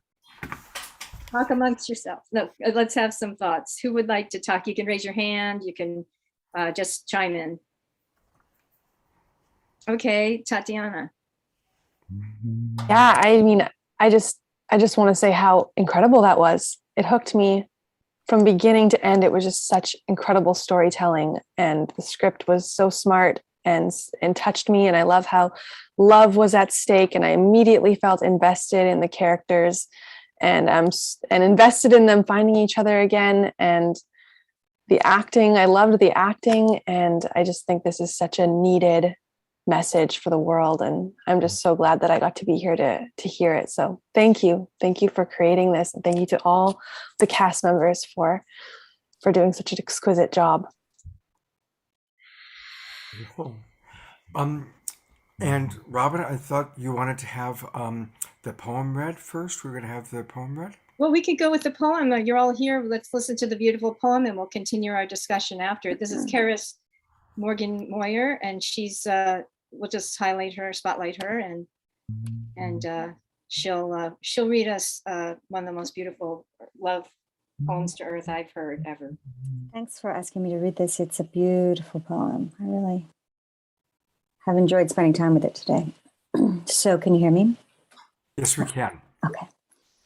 So here is The Turning, a poem by Rowan Mangan.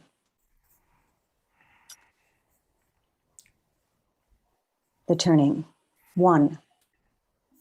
My sweet darlings, however did you stay afloat for so long and never suspect you were built to breathe underwater? Why did you never toss thoughts around in 3 dimensions, never loose them like dragonflies into the deep sky. How could you fear falling? Didn't you see the spiders stringing safety nets across the earth every day just in case? 2. Instead, you tore at this world, and I watched. I felt the air's grim thickening, saw the waters rise. You were huddled at the precipice, at the very brink, my loves, and still bellowing for more. What crucial inspiration turned you at the last? I'll never know what broke over you, and with what calamity, clamor, or grace. But when you knelt as one, it was a mighty sight. You placed your hunger on the ground and left it to lie among the gadgetry of old logics, beside the corpses of cruelty and greed. You were exquisite to me then, long-legged and bright-eyed, built of gravel and stardust. Oh, my sweet, funny loves, my unfurling galaxy, my pebble scatter of promises. 3. And so we came to the age of the great unbuilding, where everyone's name is stillness. Here, day gathers you into the deep magic of play. Here, night powders you with the ancient magic of rest. It's a time of dragonflies. So be soft in your hearts, dear hearts. For we are all cast shining and short-lived into the sky. And allow your face to take the shape of wonder when your children ask again to hear the tale of the time you almost broke the world.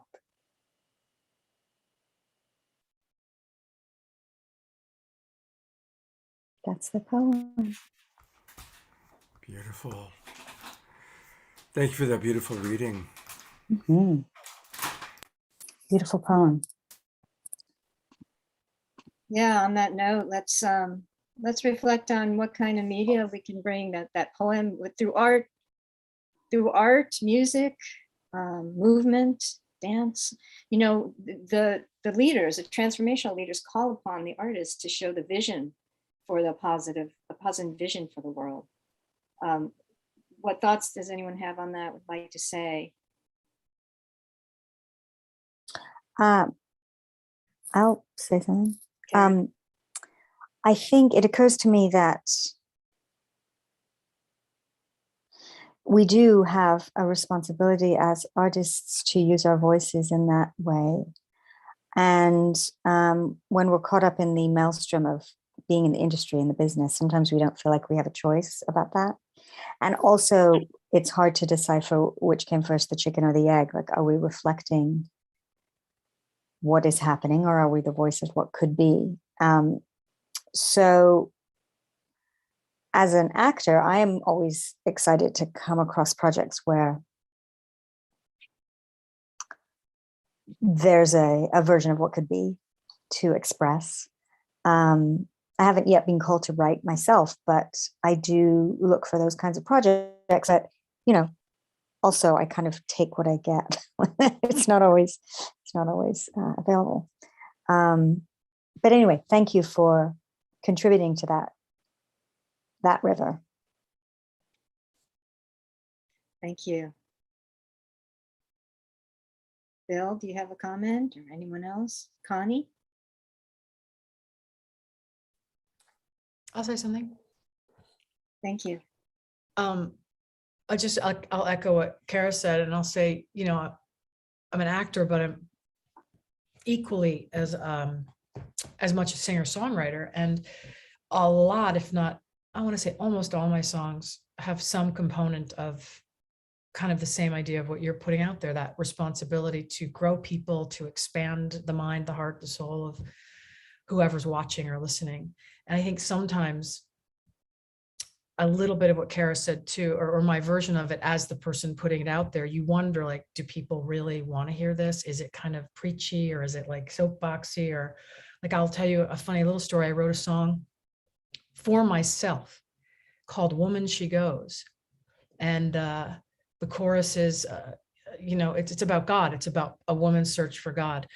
And the chorus is, I am everywhere. I am everyone. You don't have to go so far to find me. I am your lover sleeping. I am the willow weeping, on and on. And I just thought, I'm never singing this out loud in the world. I'm just never doing it. This is just for me, because this is crazy. I mean, what am I saying about God to people? It's ridiculous. And I sang it to my girlfriend at the time. She said, oh, this is great. You should sing it to this one other person. And I was like, all right. The next thing I knew, it was my #1 most requested song. I did it on Ed McMahon's Next Big Star and won a couple of rounds doing that song. So it taught me so much. It was like, don't presume the world isn't needing it or wanting it. And I easily did that and could still do it. But then I have that evidence, like, nope, people are starving for it. People are hungry, thirsty, and starving for that kind of fueling and reminding of the stuff that we have forgot. So yeah. Great, Robin, just really great. And to do it with a little bit of spoonful of sugar kind of thing is also kind of useful, I think. That is a great song of Laura's. Do you have it available, Laura? I mean, like, yeah, it's on iTunes and stuff. Well, you could put it in the chat for us if you can. It's such a beautiful song.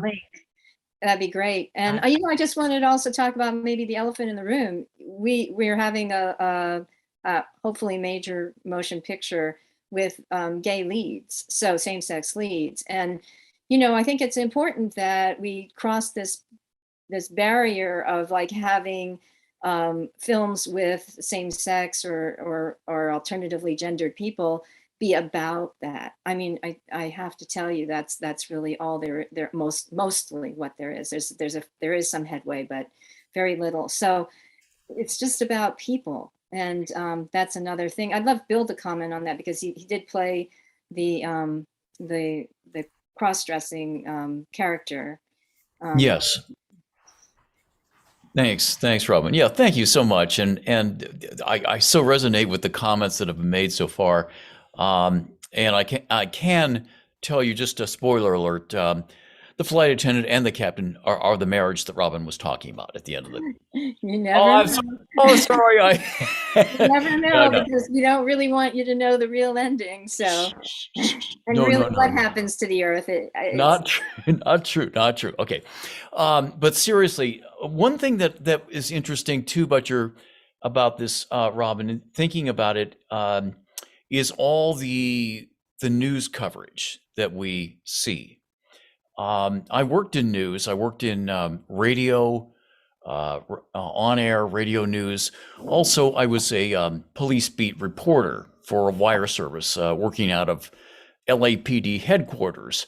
And there, more than ever, but throughout the news industry, it's true that when they're deciding whether to run a story, there's a saying that goes, if it bleeds, it leads.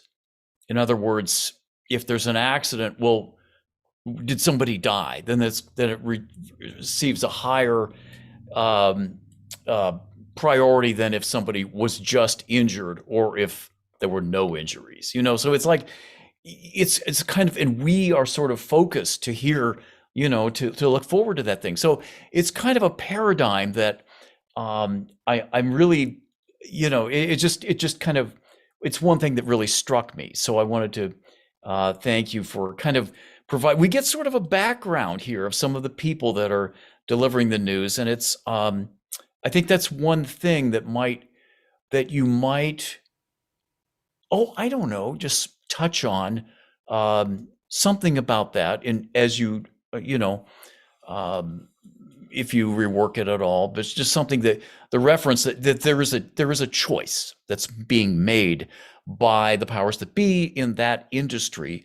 And we also, as listeners and just as humans, have a choice what we take in. If we choose to take in the negative, the bleeding and so forth, or if we choose to take in something that's positive and unifying. So that's just a couple of comments. Yeah, thank you. My background, which led to me being able to have some insight into that, is I did work for CNN and the CBS affiliate in Boston. And they did say they picked sexy they call it sexy, like issues, topics. So, I was saying, you gotta do something on this like nuclear plant, but a nuclear plant, we don't see we don't see, taste, or smell it, or it's not hitting us on the head. That's why especially we need media to show it to us, and they need to dig places that are having long-term effects, go to places on the earth that there are no people, but nature's being affected by climate change there. The news is, as Kurt and Dwayne were saying last night, they're the real lifeline for us to see the reality of what's happening in the world, and we need to expand that. Connie, did you have a comment? Because I just feel like you might have something to say about all this. Oh, thanks for asking, Robin. Yeah, I just very much enjoyed it. The professionalism of the acting was fabulous, and it's such a treat to be here with you, several of you actors. So thank you for that. And the editing, I mean, the whole thing was so well done. But I just want to say, Robin, too, that what you're doing with your intent of going beyond right and wrong, that little video that played before you, about that field beyond right and wrong, and you're addressing that by not going into the victim perpetrator, over evil, good over evil thing. That's huge, because this move beyond duality is, in my world, it's the big leap, and you're taking us there with how you're structuring this. So I just want to praise you for that, and just congratulations and thank you for being a leader and taking the media to another level. And I just wish you all the best. Oh, thank you. And I don't want to give away the ending. I gave you a glimpse that there's probably some good news, but anyway, I had a comment based on what she said, but someone else talked because I'm having a moment. How about I'm going to talk. I'm going to say, please don't listen to the thing that says Laura Philbin Coyle. I did manage to post Woman She Goes, but I posted a voiceover audition for Athlete's Foot by mistake. So you just might want to ignore that and just go right to the song at some point. Yeah, that shows you how not to. I want to see the audition. That's what I want to. I want to hear the audition. Thank God. I was like, what the fuck? It's like, don't fight Athlete's Foot with a hockey stick. And I'm like, oh. Well, this is acting. We have actors here, and this is So just Woman She Goes is there. It's all fun. There you go.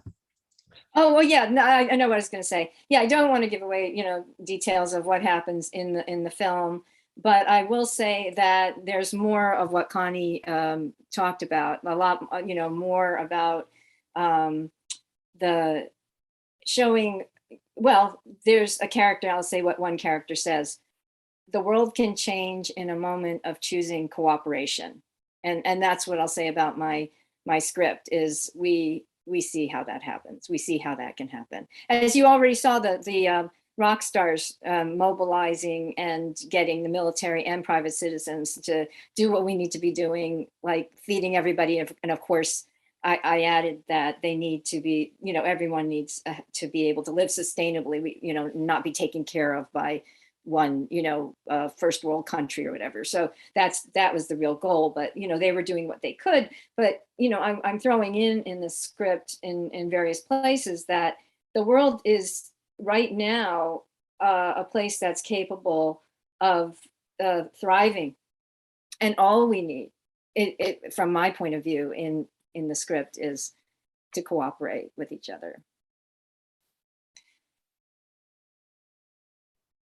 Any other comments? Anybody else? Omashar, do you want to make a comment or?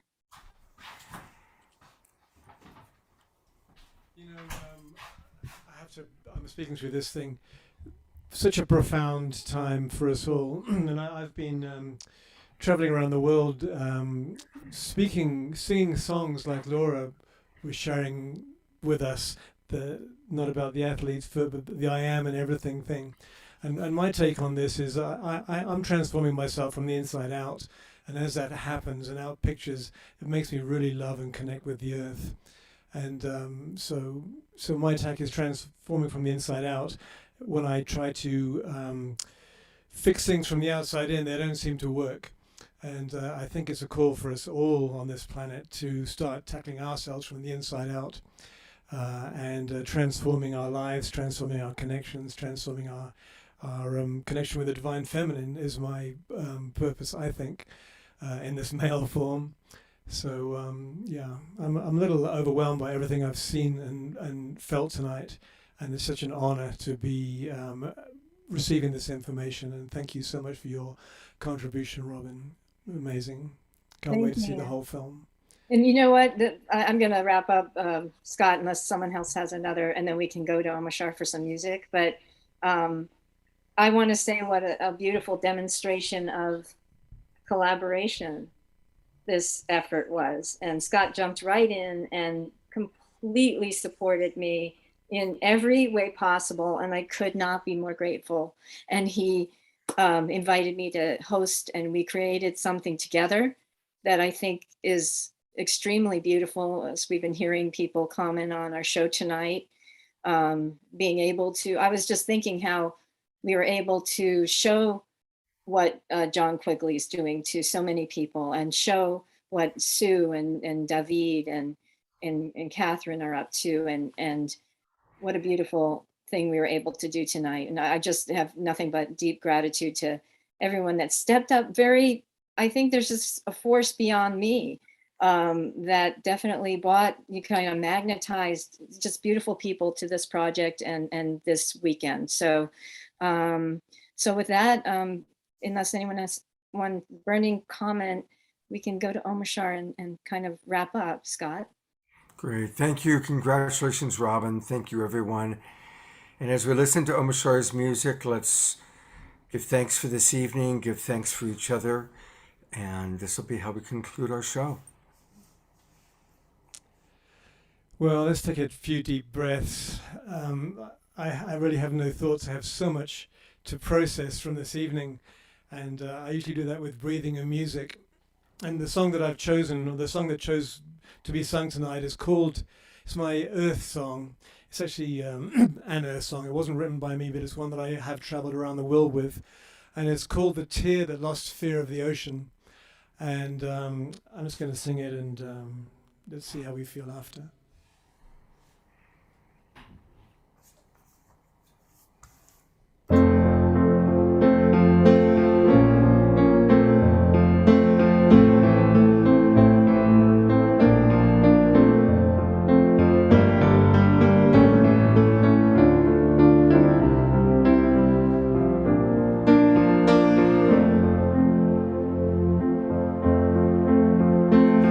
When flowers grow, dripping with dew, and rivers flow in sapphire blue, I certainly know what I forgot I knew.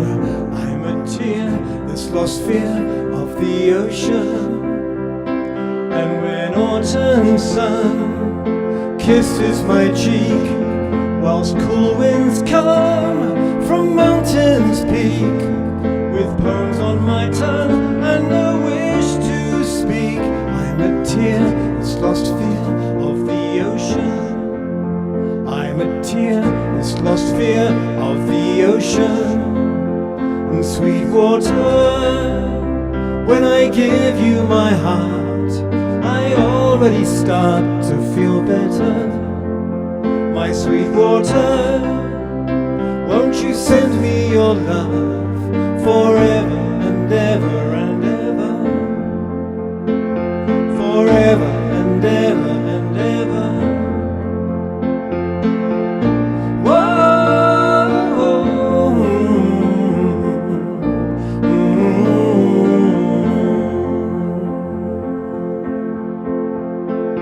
When tender hands trace memories where powdered sands meet temperate seas, I don't understand, but I love mysteries. I'm a tear that's lost fear ocean. And when evening stars shine all around, my grieving heart's no longer down. And things that were lost, that's where true hope's found. I'm a tear that's lost fear of the ocean. I'm a tear that's lost fear of the ocean. Sweet water, when I give you my heart, I already start to feel better. My sweet water, won't you send me your love forever and ever and ever? Sweet water, when I give you my heart, I already start to feel better. My sweet water, won't you send me your love forever and ever and ever? Forever and ever and ever. I'm a tear that's lost fear of the ocean. I'm a tear that's lost fear of the ocean. I'm a tear that's lost fear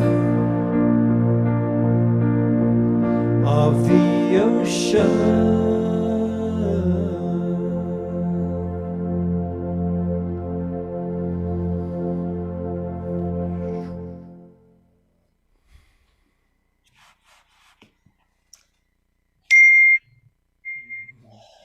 Thank you, Oma Shar. That was beautiful, beautiful way to end this evening. And so everyone knows Scott just had an internet malfunction, so he's not able to close us out here. But again, Robin, thank you so much for bringing this to the show tonight. Thank you, everyone, all the actors for being there and participating in all the work that you put in reading that. Oma Shar, thank you for that beautiful music. And Tatiana, if you're there, your music was so beautiful as well. And just being so grateful for this community. I feel blessed that we're on this journey together. So keep in touch with Robin and her awakeningworldplayers.com, everyone, to see how this all ends. It's going to be exciting. We will definitely invite Robin back as things progress and, give a little teaser about what's to come. So anyway, thank you all. Robin, any last comment before we sign off? Yeah, join us tomorrow morning at 10 a.m. We're having a marathon Earth Day weekend, and we're gonna have some beautiful nature intuitives. So we're going to be connecting personally with nature in some various ways. And I know that we've all lost a connection, at least I can speak for myself, and it's going to be such a good reminder. So that's at 10 a.m. You have the links because you're here. You have the links for tomorrow, and join us. It'll be a sacred ending to the sacred weekend, and I appreciate all your support. It's just wind beneath my wings. Thank you. Yes, that's right. 10 a.m. tomorrow, Pacific time. Scott will be back on with Robin and three guests. So please join us. And we will see you all tomorrow. Good night, everyone. Good night.